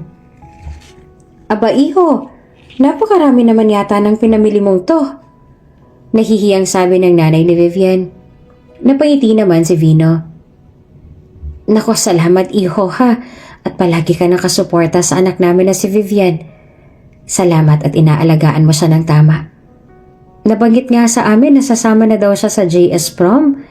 Kako, wala namang kaming mailalabas. Pero maraming salamat at nariyan ka. Labis-labis na pasasalamat ng tatay ni Vivian. Wala po yun, tito. Pinatutunayan ko lang po na hindi po kayo nagkamali na tanggapin ako as boyfriend ni Vivian. I love her. At kahit ano po ay gagawin ko para sa kanya. Walang pagkaatubiling sinabi ni Vino sa tatay ni Vivian. Tama ka na nga dyan, B. Halina kayong dalawa at naghain na kami ng inay. Kakain na tayo. Tara na po, tay. Bigla namang sumulpot si Vivian upang tawagin ang dalawa dahil maghahapunan na. Doon na nga kumain ng dinner si Vino at nagpalipas lamang ng halos 1 oras ay nagpaalam na rin para umuwi. It's already late, Vino. Uwi pa ba ng estudyante yan? Nagulat si Vino dahil gising pa pala ang daddy niya ng ganitong oras. Halos mag-aalas 12 na kasi na makauwi siya. Hi, Dad. Bati niya na napakamot ng ulo. Dumiretso na siya sa hagdan para hindi na siya masermonan ng ama. Pero may pahabol na tanong pa ito. Where have you been? Striktong tanong ni Roger sa anak. Humarap ng bahagya si Vino ngunit hindi nilingon ang daddy niya. School project po, Dad. With my classmates. Pagsisinungaling niya. At the mall? Biglang tumalon ng puso ni Vino dahil nagulat siya at alam ng daddy niya kung nasaan siya ng hapon na yon. Pinasusundan ba siya ng daddy niya? Hindi naman nagpatinag si Vino. Ano naman ang gagawin ko doon, Dad? Umiling pa para makatotohanan ng pag-acting niya na wala talaga siya sa mall tulad ng sinasabi ng daddy niya. Tatalikod na ulit sana si Vino. Just make sure na wala akong dapat na ipag-alala sa mga ginagawa mo behind my back, Vino. You know me very well. Pagbabanta ng daddy niya. At dumiretso na nga si Vino paakyat ng kwarto niya. Kung tanggap si Vino ng mga magulang ni Vivian, si Vivian naman ay nananatiling sekreto sa daddy ni Vino. Wala pa itong alam sa relasyon nila ni Vivian. Mas pinili nilang wag na munang ipaalam dahil natatakot si Vino sa pwedeng gawin ng daddy niya. Naiintindihan naman ni Vivian ang hiling ng nobyo na wag munang ipaalam sa daddy niya para hindi maging komplikado ang kanilang relasyon. Pero paano na ngayon na parang nakakaramdam na ang daddy niya? Biglang na-stress si Vino. Anak, napakaganda mo. Mangiyak-ngiyak ang nanay ni Vivian nang makita ang anak na nakasuot ng magarang gown at nakaayos na. Simple lang ang makeup ni Vivian dahil siya lang naman ang nag-ayos sa sarili. Simple man ay dala ng kanyang magandang mukha ang sarili. Vivian, anak, andito na si Vino. Tawag naman ng itay niya nakasunod ang binata. Pagpasok ni Vino ng bahay ay parang lumulutong siya sa langit nang makita ang magandang mukha ng nobya at mas lalo pa siyang in love kay Vivian. You're stunning. Hindi kumukura pa mga matang sinabi kay Vivian kung gaano siyang kaganda. Namumula naman lalo ang pisngi ni Vivian sa sobrang hiya. Oh, Vino, ikaw na munang bahala sa anak namin, ha? Bili ng tatay ni Vivian. First time niyang hindi matutulog sa bahay dahil kapag mga ganyang palabas sa school, sadyang inaabot ng gabi. Kaya ikaw nang bahala sa kanya, ha? Bilin pa rin ang inay ni Vivian. Nay, tay, uuwi din naman po ako pagkatapos po ng party. Hawak ang kamay ng kanyang ina. Baka naman kasi mamaya nakatulog na kami nun, anak. Ano't ano man, si Vino nang bahala sa'yo. Nagkakaintindihan ba tayo, Vino? Bumaling pa kay Vino. Dagdag pa ng kanyang inay. No worries, tita. Nakangiting sagot naman ni Vino. Paalala lang mga anak. Huwag muna sa dako paroon, ha? Pahabol na binin pa ng tatay ni Vivian. Siniko naman ito ng asawa. Tumigil ka nga dyan. Inirapan ng tatay ni Vivian. Napatawa naman si Vivian at Vino. O siya, sige na po itay, inay, babay na po. Humalik na sa pisngi ng inay at itay niya. Nagpaalam na sa mga magulang at dumiretso na sa campus. Sobrang ganda niya. Ang ganda pala talaga ng kurba ng katawan niya, no? Nakakatomboy naman ang ganda niya para siyang artista. Wow, sana all may ganyang katawan. Sobrang sexy. Mga naririnig na puri ng mga classmates si Vivian nang pumasok na sila ni Vino ng entrance hall. Nahihiya ako. Bulong ni Vivian sa nobyo. You're beautiful. Bulong naman ni Vino sabay hawak ng mahigpit sa kamay ni Vivian. Ngumiti naman si Vivian at nadagdagan ng confidence sa sarili na hindi dapat siya mahiya dahil tunay namang napakaganda niya. Nagsimula na ang party. Sayawan, kantahan at mga palabas. Sobrang naaaliw si Vivian sa mga napapanood. Medyo nangangalay na rin ang mga paa niya dahil sunod-sunod ang mga nakikipagsayaw sa kanya. Wala naman siya magawa dahil hindi nagkamali si Vino sa kanyang hinuha na si Vivian ang magiging queen of the night.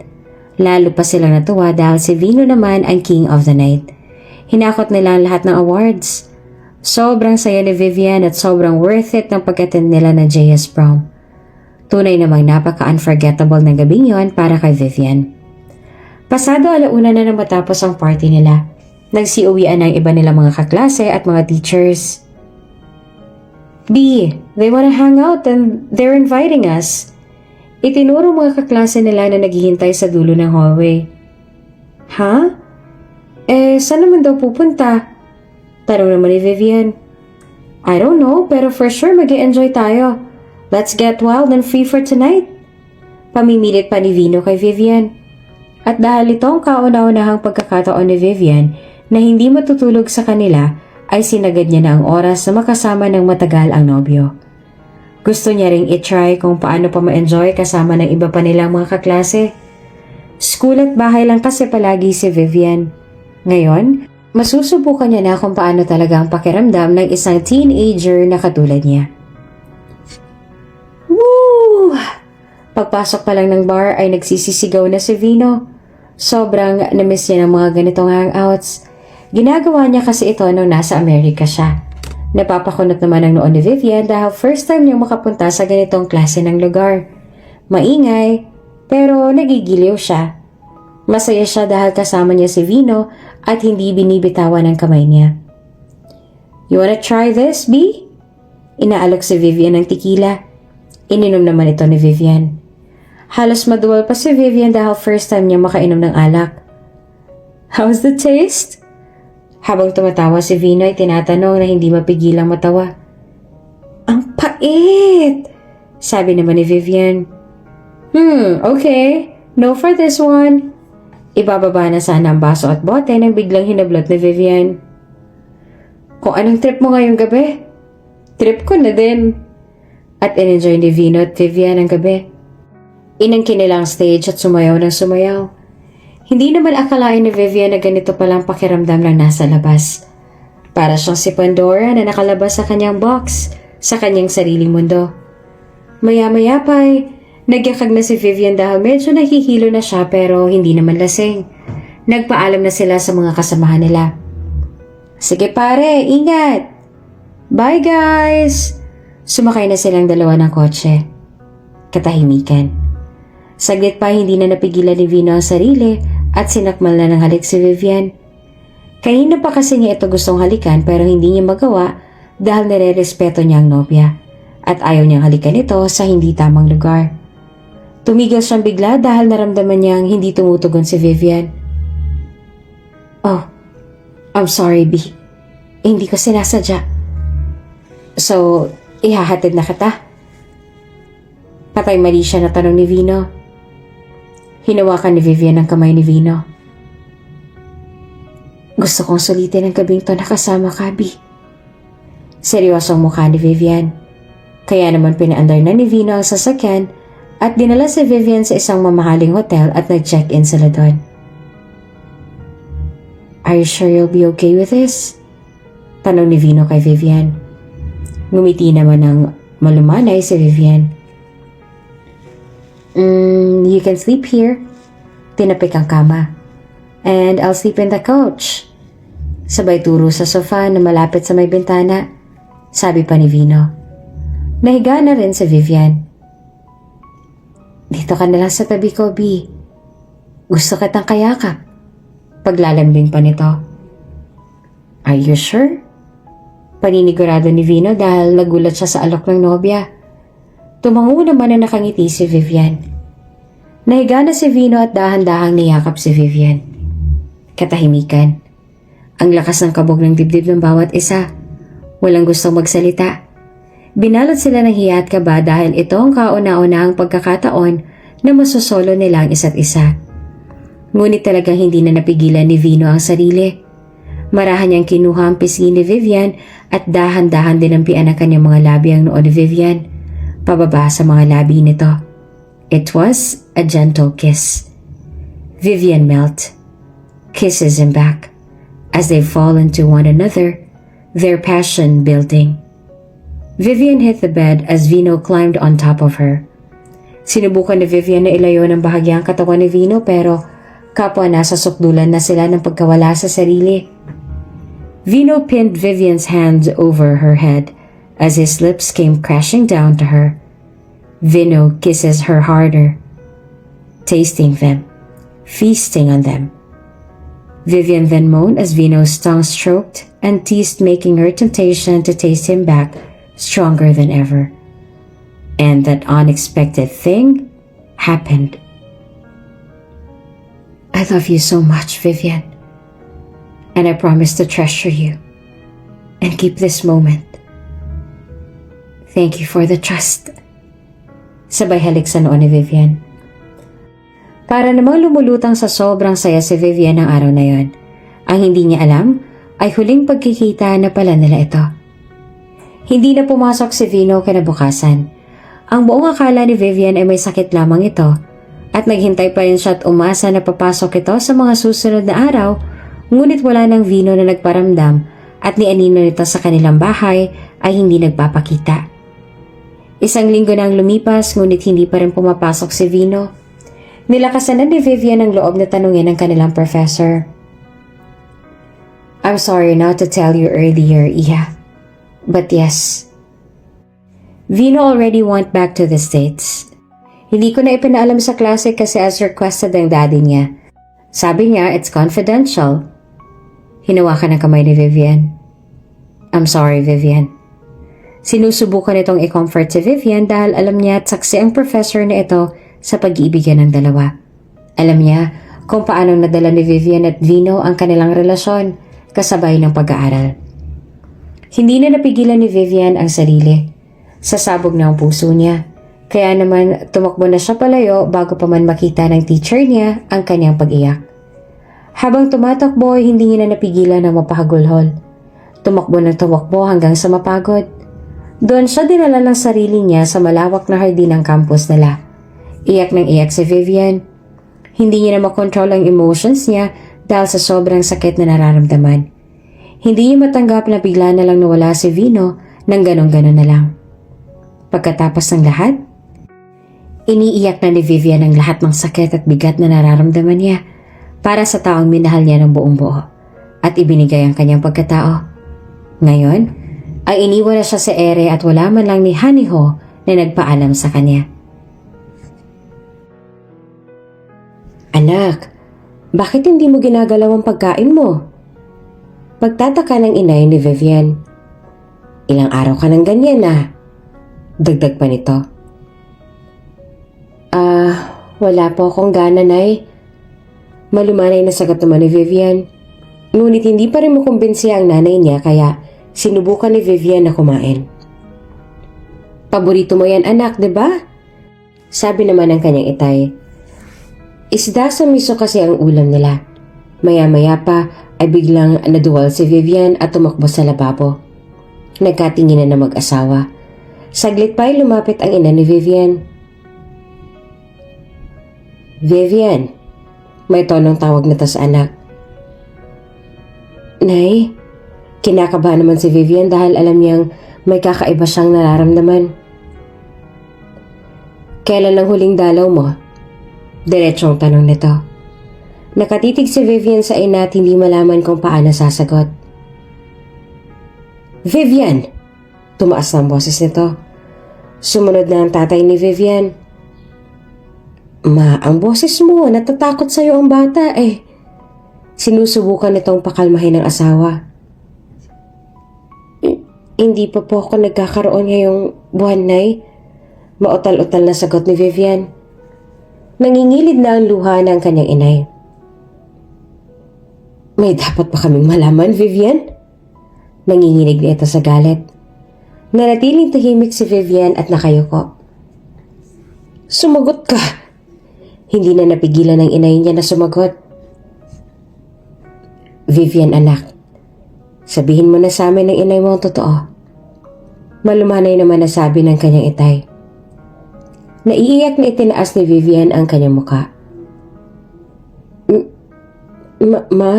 May nangyari po sa amin ni Vino.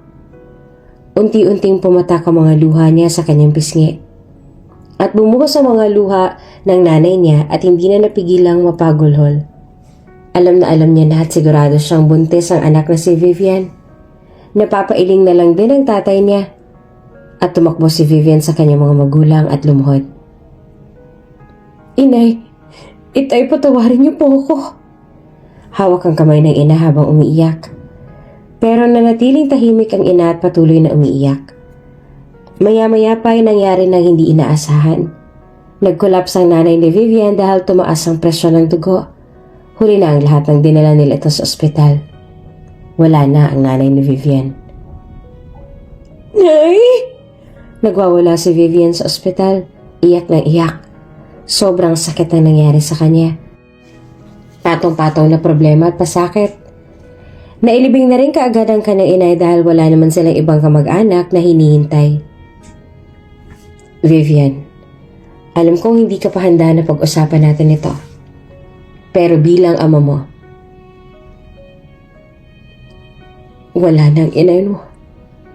Narito ako para makinig sa mga sasabihin mo. Naiyak na lang ang tatay ni Vivian dahil masakit lalo sa kanyang pagkawala ng asawa. Hindi naman niya masisisi ang anak dahil naniniwala siya ang oras na ito at walang may gusto na nangyari. Nasaan si Vino? Tanong nito. Tumingin sa mga mata ng ama at sinabi ng diretso ang tunay na nangyari kay Vino. Wala na po si Vino. Pagkatapos ng JS prom tay, umuwi na po ng Amerika. Naluluhang paliwanag ni Vivian. Hindi katulad ng inay niya, kalmado lamang ang itay ni Vivian. Imbes na pagalitan ay niyakap nito si Vivian. Yakap na mahigpit. Huwag ka mag-alala anak. Nandito lang ako. Magtutulungan tayo para itaguyod yung apo ko. Hindi ko kayo pababayaan. Sabay halik sa ulo ni Vivian. Lalong napaiyak si Vivian sa sinabi ng ama. Sobra siyang nahiya sa nangyari sa buhay niya. Nag-aaral siya para makakuha ng magandang trabaho at matulungan ang kanyang mga magulang. Pero anong ginawa niya? Binigo niya ang mga ito at nawala ang kanyang inay sa sobrang sama ng loob sa nangyari sa kanya. Pero narito ang kanyang itay at handa pa rin siyang tanggapin despite ng mga nangyari sa buhay niya. Dahil sa pagbubuntis niya ay hindi na naituloy ni Vivian ang kanyang pag-aaral. Ginugol na lamang niya ang oras niya sa pagtulong sa ama sa pagbabasura upang makaipon ng pera para sa kanyang pagbubuntis. Hindi nagtagal ay nagkasakit ang kanyang itay dahil dinadamdam pa rin pala nito ang pagkawala ng asawa. Hindi naglaon ay pumanaw na rin ito. Mag-isa na itinaguyod ni Vivian ang pagbubuntis niya. Kahit malaki na ang tiyan ay sige pa rin ang pangangalkal ng basura. Sa awa ng Diyos ay dumating din ang araw ng panganganak ni Vivian at nakapanganak siya ng maayos. Napalaki niya ng maayos at mabait na bata si Ismael. Wala siya naging pagkukulang sa anak dahil pinaramdam niya dito ng sobra na higit pa sa may amang pagmamahal niya para kay Ismael. Ang tanging pagkukulang lamang ni Vivian ay hindi niya ito mabigyan ng maayos at sapat na edukasyon dahil hindi pa kaya ni Vivian sa ngayon. Wala pa siyang kakayahan na pag-aralin si Ismael dahil ang pagbabasura niya ay sapat lamang sa kanilang pagkain. It was nice to see you back. Sinalubong ni Roger si Vino sa pinto pagpasok nito. Kakauwi lang ni Vino galing Amerika after 14 years na pag-aaral nito ng kursong abogasya doon. Ganap ng abogado si Vino at masaya siya dahil natupad niya na ang pangarap para sa kanyang mommy. Hindi pa nakakapahinga sa bahay ay umalis ng muli si Vino kasama ang kanyang daddy at pumunta sa puntod ni Marieta. Dala niya ang toga at sash noong graduate siya. This is all for you, Mom. Maluhaluhang sabi ni Vino. Hinawakan niya sa balikat ang daddy niya. She's so proud of you, son. Sambit pa nito. Pagkagaling sa sementeryo ay naghiwalay na sila ng landas ang daddy niya. Dumiretso na si Roger sa opisina nito at si Vino naman ay umuwi na muna upang makapagpahinga na. Shit, I'm late. Nagmamadali na si Vino para i-meet ang kanyang client pero habang naglalakad papunta sa meeting place nila, pinark niya ang kanyang kotse dahil sa sobrang traffic. Napansin niya ang binatid niya si Ismael na nangangalakal ng basura. Hey! Sita niya dito. Tumigil naman si Ismael sa pangangalkal. Tingnan mo ginagawa mo, kumakalat ang basura na kinakalkal mo, linisin mo ulit yan. Sabi pa ni Vino. Sorry po sir. Paghingi naman ang paumanhin ni Ismael at ibinalik ang mga basurang nagkalat sa semento. Na-amaze naman si Vino dahil marunong humingi ng dispensa ang binatilyo si Ismael kahit pa sabihing batang kalye ito. Yung iba kasing mga binatilyo na sinisita ni Vino ay sinasagot niya. Pero iba si Ismael. Nagkaroon tuloy siya ng interes sa binatilyo. Maya-maya pa ay tumawag ang client niya. Okay, Mr. Ramos, this is all noted. Pinareschedule pala ng client niya ang meeting nila. At dahil ayaw masahin ni Vino ang lakad niya ngayong araw, ay nakipagkwentuhan na muna siya kay Ismael. What's your name? Tanong niya sa binatilyo. Ngunit hindi ito umimik at napagtanto ni Vino na hindi siya nito naiintindihan. Anong pangalan mo? Kaya nagtagalog na lamang si Vino. Ismael po. Mabilis na tugon ni Ismael. Hindi niya maintindihan ang nararamdaman niya pero may iba siyang nararamdaman sa binatilyong ito. Lalo pa noong nagtama ang kanilang mga mata. May nakikita siya sa mga mata ni Ismael na nakikita niya ang kanyang sarili. Ang pinagkaiba lang ay sobrang dumi ni Ismael at malagong buhok. Ipinagsantabi na lamang ni Vino ang nararamdaman. Bakit ka nandito? I mean, hindi ka ba nag-aaral? Tanong niyang muli kay Ismael. Umiling si Ismael. Kumuha si Vino ng papel at ballpen. Give me your name. No. Isulat mo ang pangalan mo dyan. Utos niya sa binatilyo. Hindi naman ginagalaw ni Ismael ang papel at ballpen na ibinigay ni Vino. Napabuntong hininga si Vino. How stupid. You can't even write or read? You can't even write your own name. Bullshit. Si Roger na sinisigawan ng asawang si Marieta. Sariwang-sariwa pa kay Vino ang nakaraan. Kung paano maliitin ng daddy niya ang mommy niya dahil sa mga mali na gagawa nito sapagkat kulang sa pinag-aralan. Sige, ako na lang magsusulat ng name mo at mag-fill up ng form na binigay ko. So, your name is Ismael? Meron kasi ako organization wherein lahat ng mga bata at minatilyong katulad mo na hindi nakakapag-aral ay binibigyan namin ng pagkakataon para matuto. Matutong magbasa at magsulat. Gusto mo bang sumali? Tanong ni Vino kay Ismael. Talaga po? Bakas na bakas sa mga ngiti ni Ismael ang kasabikan pagdating sa pag-aaral. Maya-maya pa ay biglang nag-ibang mukha nito. Bakit? Nagtaka naman si Vino. Gusto ko po sana sir kaso magkakalkal na lang po ako ng basura kaya sa pagtuunan yan. Wala naman po ako pwedeng madalang gamit. Wala po akong pera pang baon ko na kailangan sa school. Paliwanag pa ni Ismael. Well, that's not a problem. I mean, pwede kitang tulungan dyan, Ismael.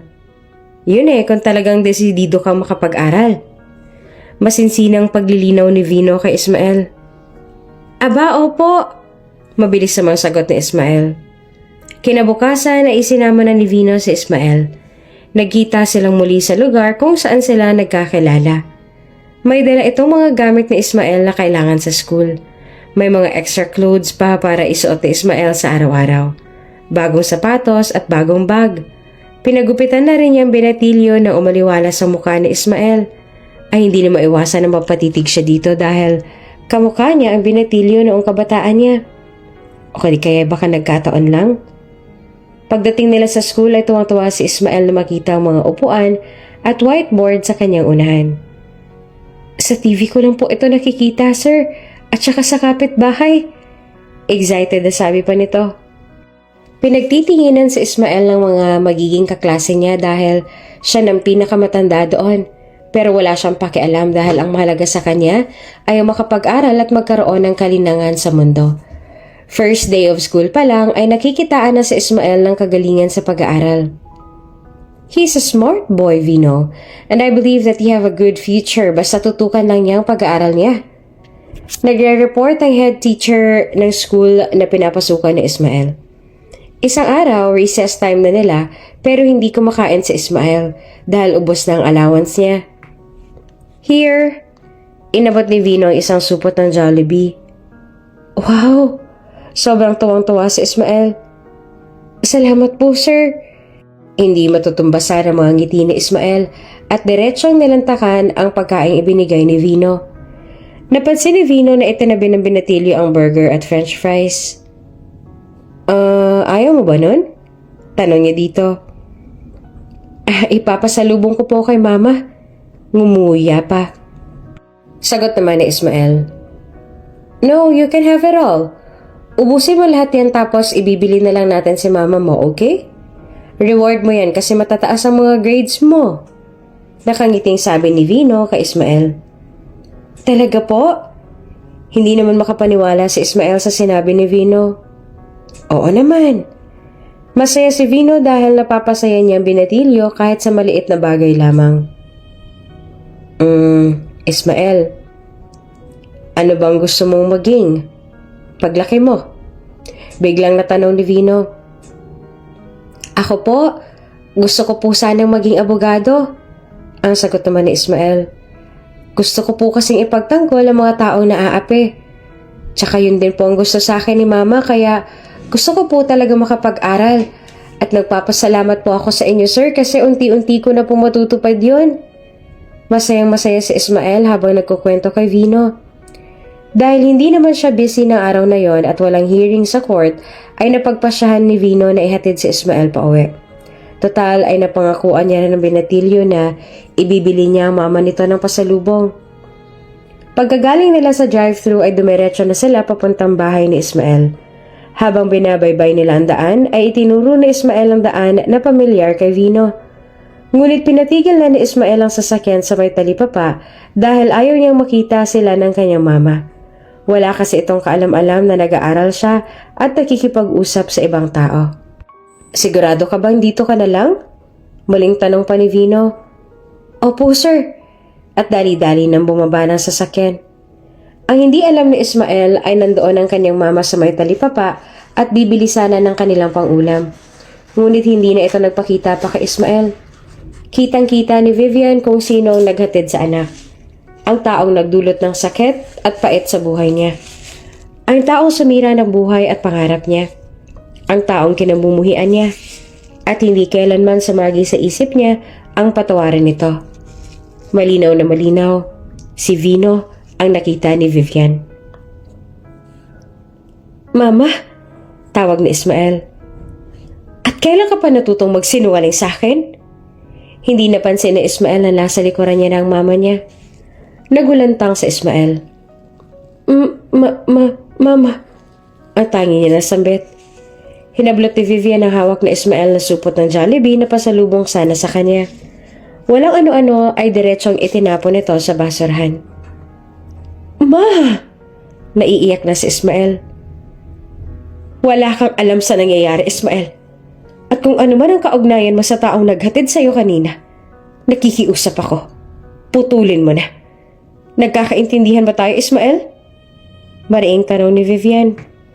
Nais siya magalit sa anak ngunit hindi naman niya ito masisi dahil hindi naman ito kilala si Vino at alam niyang gusto na nitong makapag-aral. Nangingibabaw ang galit sa puso ni Vivian. Kaya kahit pa sabihin na ito ang nais ng kanyang anak, ay hindi niya kayang mapagbigyan. Ismael! Pinuntahan ni Vino ang binatilyo sa lugar na madalas itong tambayan. Sinubukan ni Ismael na umiwas ngunit nahabol siya ni Vino. Hey, anong problema? Bakit hindi ka na pumapasok? Agad na tanong nito sa binatilyo. Tumingin sa mga mata niya si Ismael.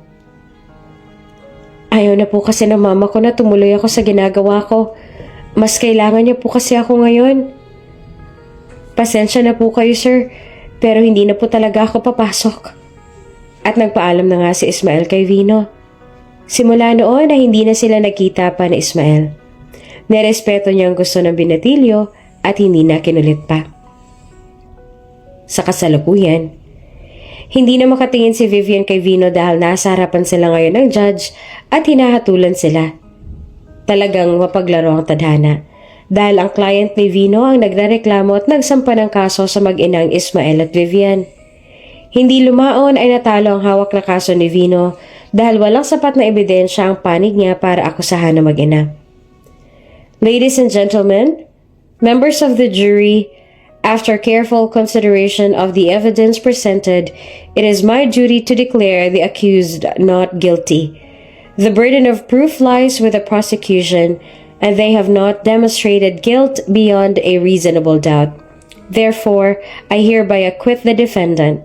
May justice prevail, and may we continue to uphold the rights and liberties of all individuals. Last words ng judge at natapos ng hearing. Masayang-masaya si Vivian at Ismael dahil napawalang sala sila. Dito na kinuha ni Vino ang pagkakataon para kausapin si Vivian. Pagkatapos ng halos 14 years. May bigla namang lumapit kay Vivian at dinala sila mag-ina sa isang private room. Pagdating doon ay naroon si Vino at naghihintay. Aatrasa sana si Vivian at hinigit niya si Ismael at takmang lalabas ngunit nakalock na ang pinto. Anak ko ba siya, Vivian? Diretsong tanong nito. Nanlaki naman ang mga mata ni Ismael. Ito rin ang matagal niya nang gustong malaman. Gustong-gusto niya makilala ang tunay na ama, ngunit sa tuwing tinatanong niya ang ina ay umiiwas ito at ayaw talaga mapag-usapan. Nanatiling tahimik si Vivian. Vivian, speak up! Naiinis na si Vino. Anong pinaglalaban mo? Hindi mo siya anak. Ano, masaya ka na? Pwede ba ilabas mo kami sa kwartong to? Gusto na namin umuwi. Nakikipagmatigasan pa si Vivian. Napangisi si Vino. You can't fool me, Vivian. I can feel it through my veins. I know Ismael is my son since the very first day na nakita ko siya. Hindi ko lang pinansin ang nararamdaman ko dahil wala pa akong sapat na ebidensya. But I believe that someday, magkakaroon din ako ng pagkakataon na malaman ng totoo. Sabi ni Vino na nanindigan sa kanyang instinct. Mas marunong ka pa ba sa akin? Bakit, Vino? Andun ka ba ng mga panahon na pinagbubuntis ko si Ismael? Naluluha na. Andun ka ba ng mga panahon na wala kaming makain at ako mag-isang tumataguyod sa kanya? Andun ka ba ng mga panahon na oras ko ng mga anak pero wala akong makapitan? At naroon ka ba ng mga panahon na kailangan ko na masasandalan dahil iniwan ako ng inay at itay? Hindi na napigilan ni Vivian ang mapahagulhol. Mas lalo siyang naging emosyonal dahil naalala niya ang kanyang mga magulang. Parang kinurot naman ang puso ni Vino dahil may mga punto naman talaga si Vivian sa mga isinusumbat nito. Siyang nang-iwan at bigla na lamang nawala. Pagkatapos noon ay wala na siyang naging balita sa dating nobya dahil naging busy na siya sa pag-aaral. Where's Tito and Tita then? Biglang bumaba ang boses ni Vino. May lakas ng loob ka pa para tanungin ako? Basang-basa na mukha ni Vivian dahil sa mga luha. Wala na sila. Wala na sila, Vino. At alam mo ba kung bakit? Dahil sa mga disappointments nila sa akin. Nasira ang lahat ng pangarap nila para sa akin dahil sa katangahan ko. Nagtiwala ako sa iyo. Hindi pa rin tumitigil sa pag-iyak si Vivian. Tama na po, Mama. Pag-comfort naman ni Ismael na naiiyak na rin. Awa at pagsisisi ang nararamdaman ni Vino habang pinagmamasdan si Vivian na umiiyak. Nais niyang lumapit at yakapin ito upang iparamdam niya ang pagmamahal niya dito na nananatili sa puso niya kahit sa matagal na pagsistay niya sa Amerika. I'm sorry, Vivian. Hindi ko alam kung paano babawi sa inyo. Tiningnan si Ismael at niyakap. I'm sorry, son. Daddy's here, and I'll promise to make it up to you and your mom. Maiyak-iyak naman si Vino habang yakap-yakap si Ismael. Bigla naman itong hinigit ni Vivian. Ilang beses ko bang sasabihin sa'yo, hindi mo siya anak? Pagdidiin pa rin ni Vivian. Kahit ano pang sabihin mo, Vivian. Alam kong anak ko siya at kayang-kaya kong patunayan yan. Sagot naman ni Vino. Matagal na panahon mo na siyang tinanggalan ng karapatan para maging tatay niya. Gigil ng tugon ni Vivian. So, anak ko nga siya. Paglilinaw ni Vino dahil nais niyang Sa bibig mismo ni Vivian manggaling ang sagot sa kanyang mga katanungan. Buksan mo ang pinto. Pag-iiba ni Vivian ang usapan. Answer me. Ulit pa ni Vino. Buksan mo! Tumaas ang boses ni Vivian. Answer me! Hindi nakipagtalo si Vino. Oo! At napaamin na rin niya si Vivian. Maging si Vivian ay natigilan dahil hindi na rin naman niya kaya pang itanggi. Na-corner na siya ni Vino at hindi na siya makakita ng butas. At binuksan na ni Vino ang pinto. Bago lumabas si Vivian ng kwarto ay may pahabol pa siya kay Vino. Ikaw man ang ama niya. Tandaan mo. Matagal ka ng patay para sa amin. Sambit naman ni Vivian. Hindi na umimik si Vino at hinayaan na muna si Vivian na pakawala ng galit sa puso nito.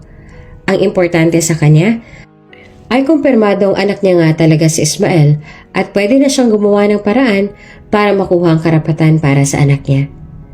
Sa paglalakad nila Vivian ay nakasalubong nilang attorney na may hawak ng kaso nila. Attorney! Tawag ni Vivian dito. Yes, Vivian? Hindi naman sila sinupladahan nito. Salamat po ha. Nanalo po tayo sa kaso. Kung hindi po dahil sa inyo, baka nakakulong na po kaming mag-ina ngayon. Maraming salamat po talaga. Sabi pa ni Vivian. Huh? You should have thanked Mr. Rivera. Siya nakiusap sa client niya na wag nang ilabas ang mga proofs and evidence na hawak ng client niya. Because of him, hindi niya na pinush ang case na hawak niya kahit ang dapat niyang gawin ay ipaglaban ang gusto ng client niya. I was just then curious kasi walang kaso na hindi napapanalo ni Mr. Rivera. First time niyang matalo dahil magaling na abogado siya. I really don't know what happened. O sige Iha, may iwan ko na muna kayo dyan ha? Nagpaalam ng attorney at naiwan na si Vivian na tulala. O di ba mama? Dapat kay daddy tayo magpasalamat kasi siya pala yung tumulong sa atin. Nakangiti si Ismael dahil masaya siya na kilala niya na kung sino ang ama niya at ang mas nakakapagpasaya sa kanya ay si Vino pala talaga ang tatay niya. Daddy ka dyan. Naiinis naman ang sabi ni Vivian. Sa kabilang banda naman ay gumaan na ang bahagyang kalooban niya knowing na si Vino nga ang dahilan kung bakit hindi sila nakulong. Malaking utang na loob ito kung tutuusin ngunit nanaig pa rin ang galit sa puso niya. Kaya mas minabuti na lang ni Vivian na manahimik. Anong ginagawa mo dito? Dinalaw ni Vino si Ismael. Nakita ni Vivian ang mga pasalubong nito para sa anak nila. Marama rin itong groceries sa dala. Yan lang ba, Vino? Ganyan lang ba ang akala mo kapalit ng lahat ng sakit na dinulot mo sa amin? Naluluhanan naman si Vivian. Pinalabas na muna ni Vino sa Ismael upang makapag-usap sila na maayos si Vivian at hindi na narinig ng binatilyo ang lahat ng kanilang mga sumbatan. Hayaan mo muna sana ako magpaliwanag, Vivian. Pakiusap pa ni Vino. Ha? Sa tagal ng panahon na lumipas, Vino? Ngayon mo lang naisip yan?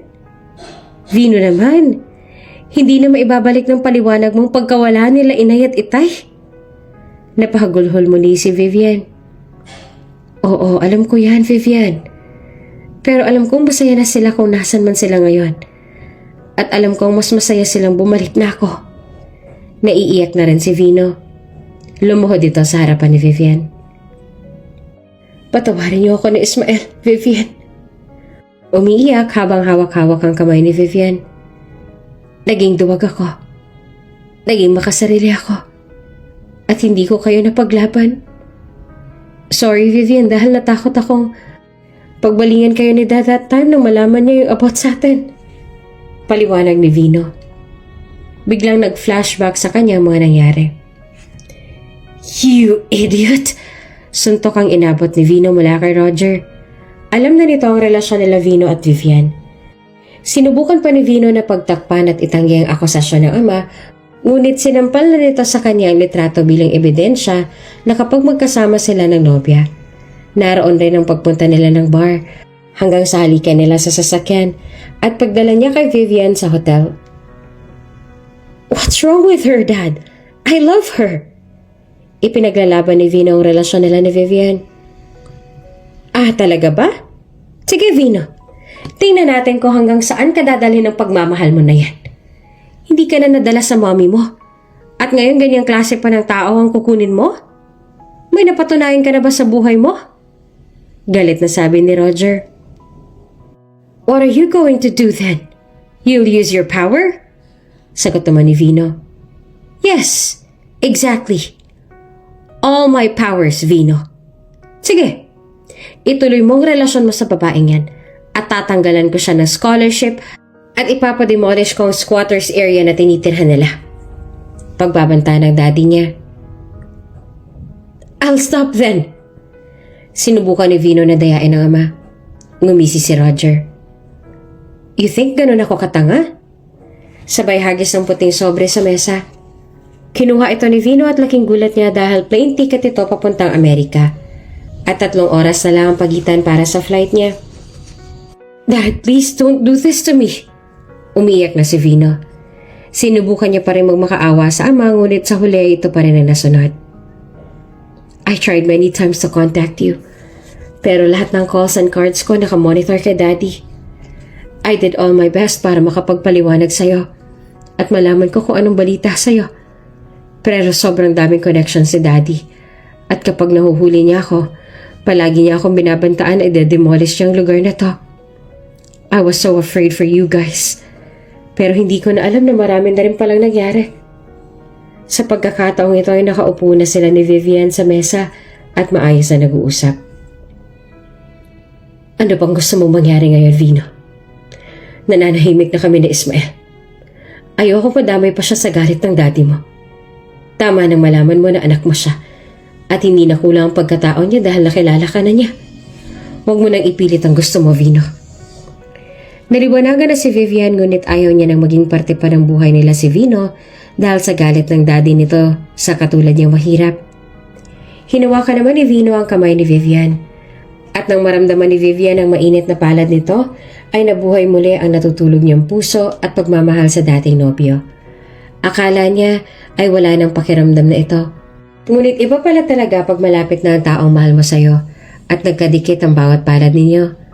Parang nagdahilan lang lahat at biglang napalitan ng pagmamahal at pagkasabik ang galit na nararamdaman niya para kay Vino.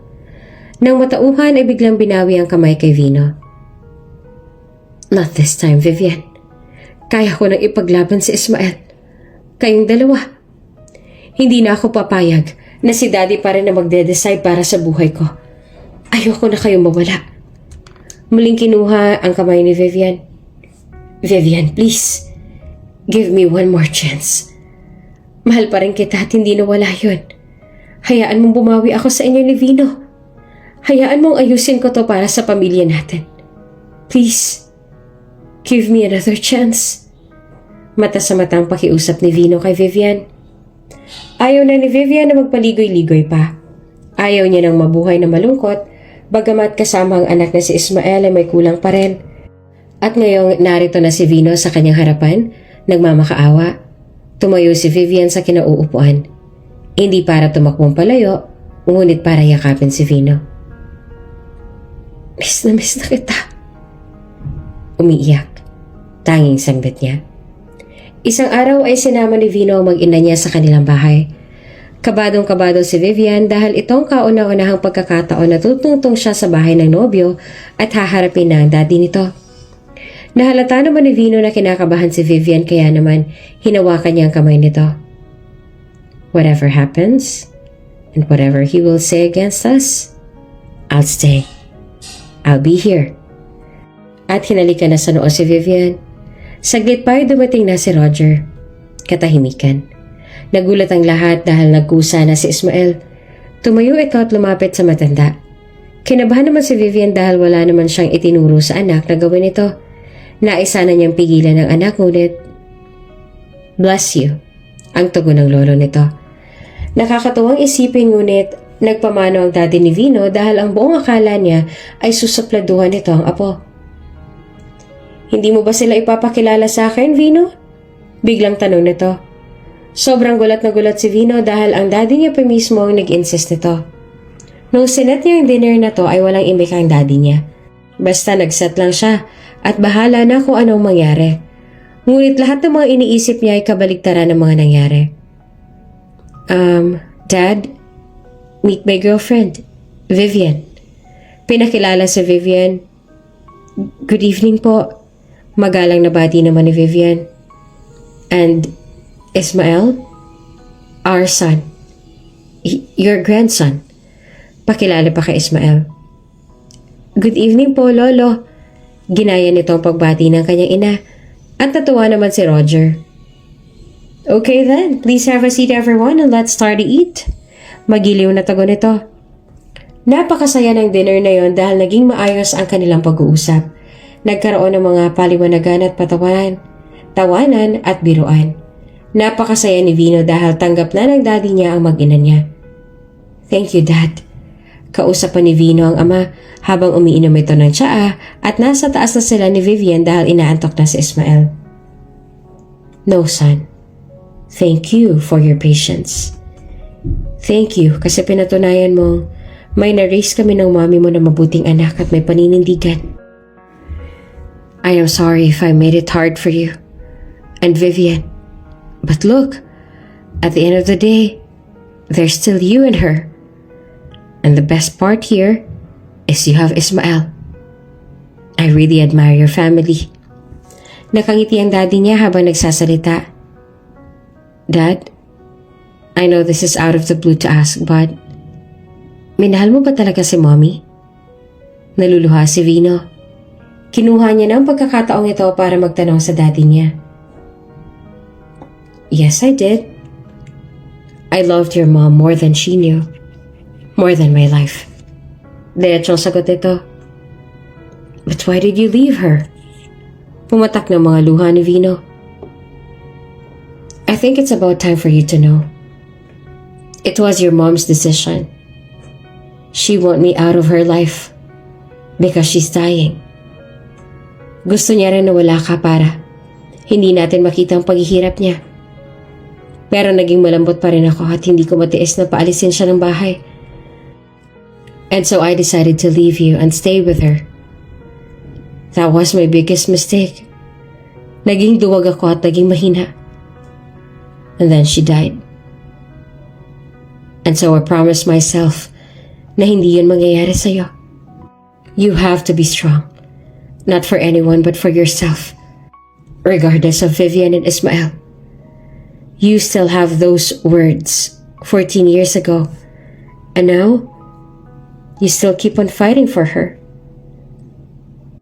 I just then realized that I am so lucky to have a son like you.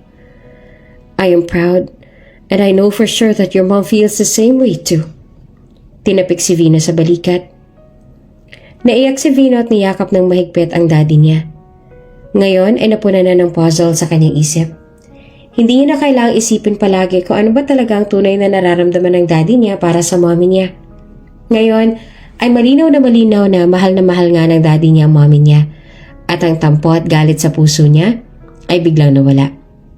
Naging maayos na ang buhay nila ni Vivian dahil lumipat na sila sa bahay nila Vino. Bumalik na rin sa pag-aaral niya si Ismael at hindi naman pinabayaan ni Vino sa suporta upang hindi ito mawala ng pag-asa na makapagtapos. Nagpakasal na rin sila upang magamit na rin ni Ismael ang apelyido ng ama. Hindi lumaon ay biniyayaan pa muli sila ng isa pang baby at ito naman ay isang babae. Napakaganda niya, Vino. Tinitigan nila ang bagong silang na anak ni Vivian. Kamukhang kamukha mo siya. Tugon naman ni Vino. Aba, baka akong kamukha niyan. Tutol naman ni Roger na naroon din pala sa ospital dahil excited na makita ang bagong silang na apo. Siyempre naman, Dad. Tugon naman ni Vivian. Nagtawanan pa sila. Where's the baby? Where's the baby? Humihingal pa si Ismael dahil nagmamadali siyang pumunta para makita ang kapatid. Oh, be careful, sabi ni Vino. Hello, baby. It's me, Kuya Pogi. Tumatawa si Ismael sa bagong silang na kapatid. Okay, let me call you, Oviana, sabi pa nito. Oviana? Tanong naman ng mama niya. Yes po, Oviana. Pag-uulit pa ni Ismael. Bakit naman Oviana? Tanong pa muli ni Vivian. It's O from Dad's name, Vino, and Vienna from your name, Vivian. O, di ba? Paliwanag naman ni Ismael sa magulang niya. What a nice name, ha? Pagsang-ayon naman ng lolo niya. O, di ba, lolo? Perfect name po.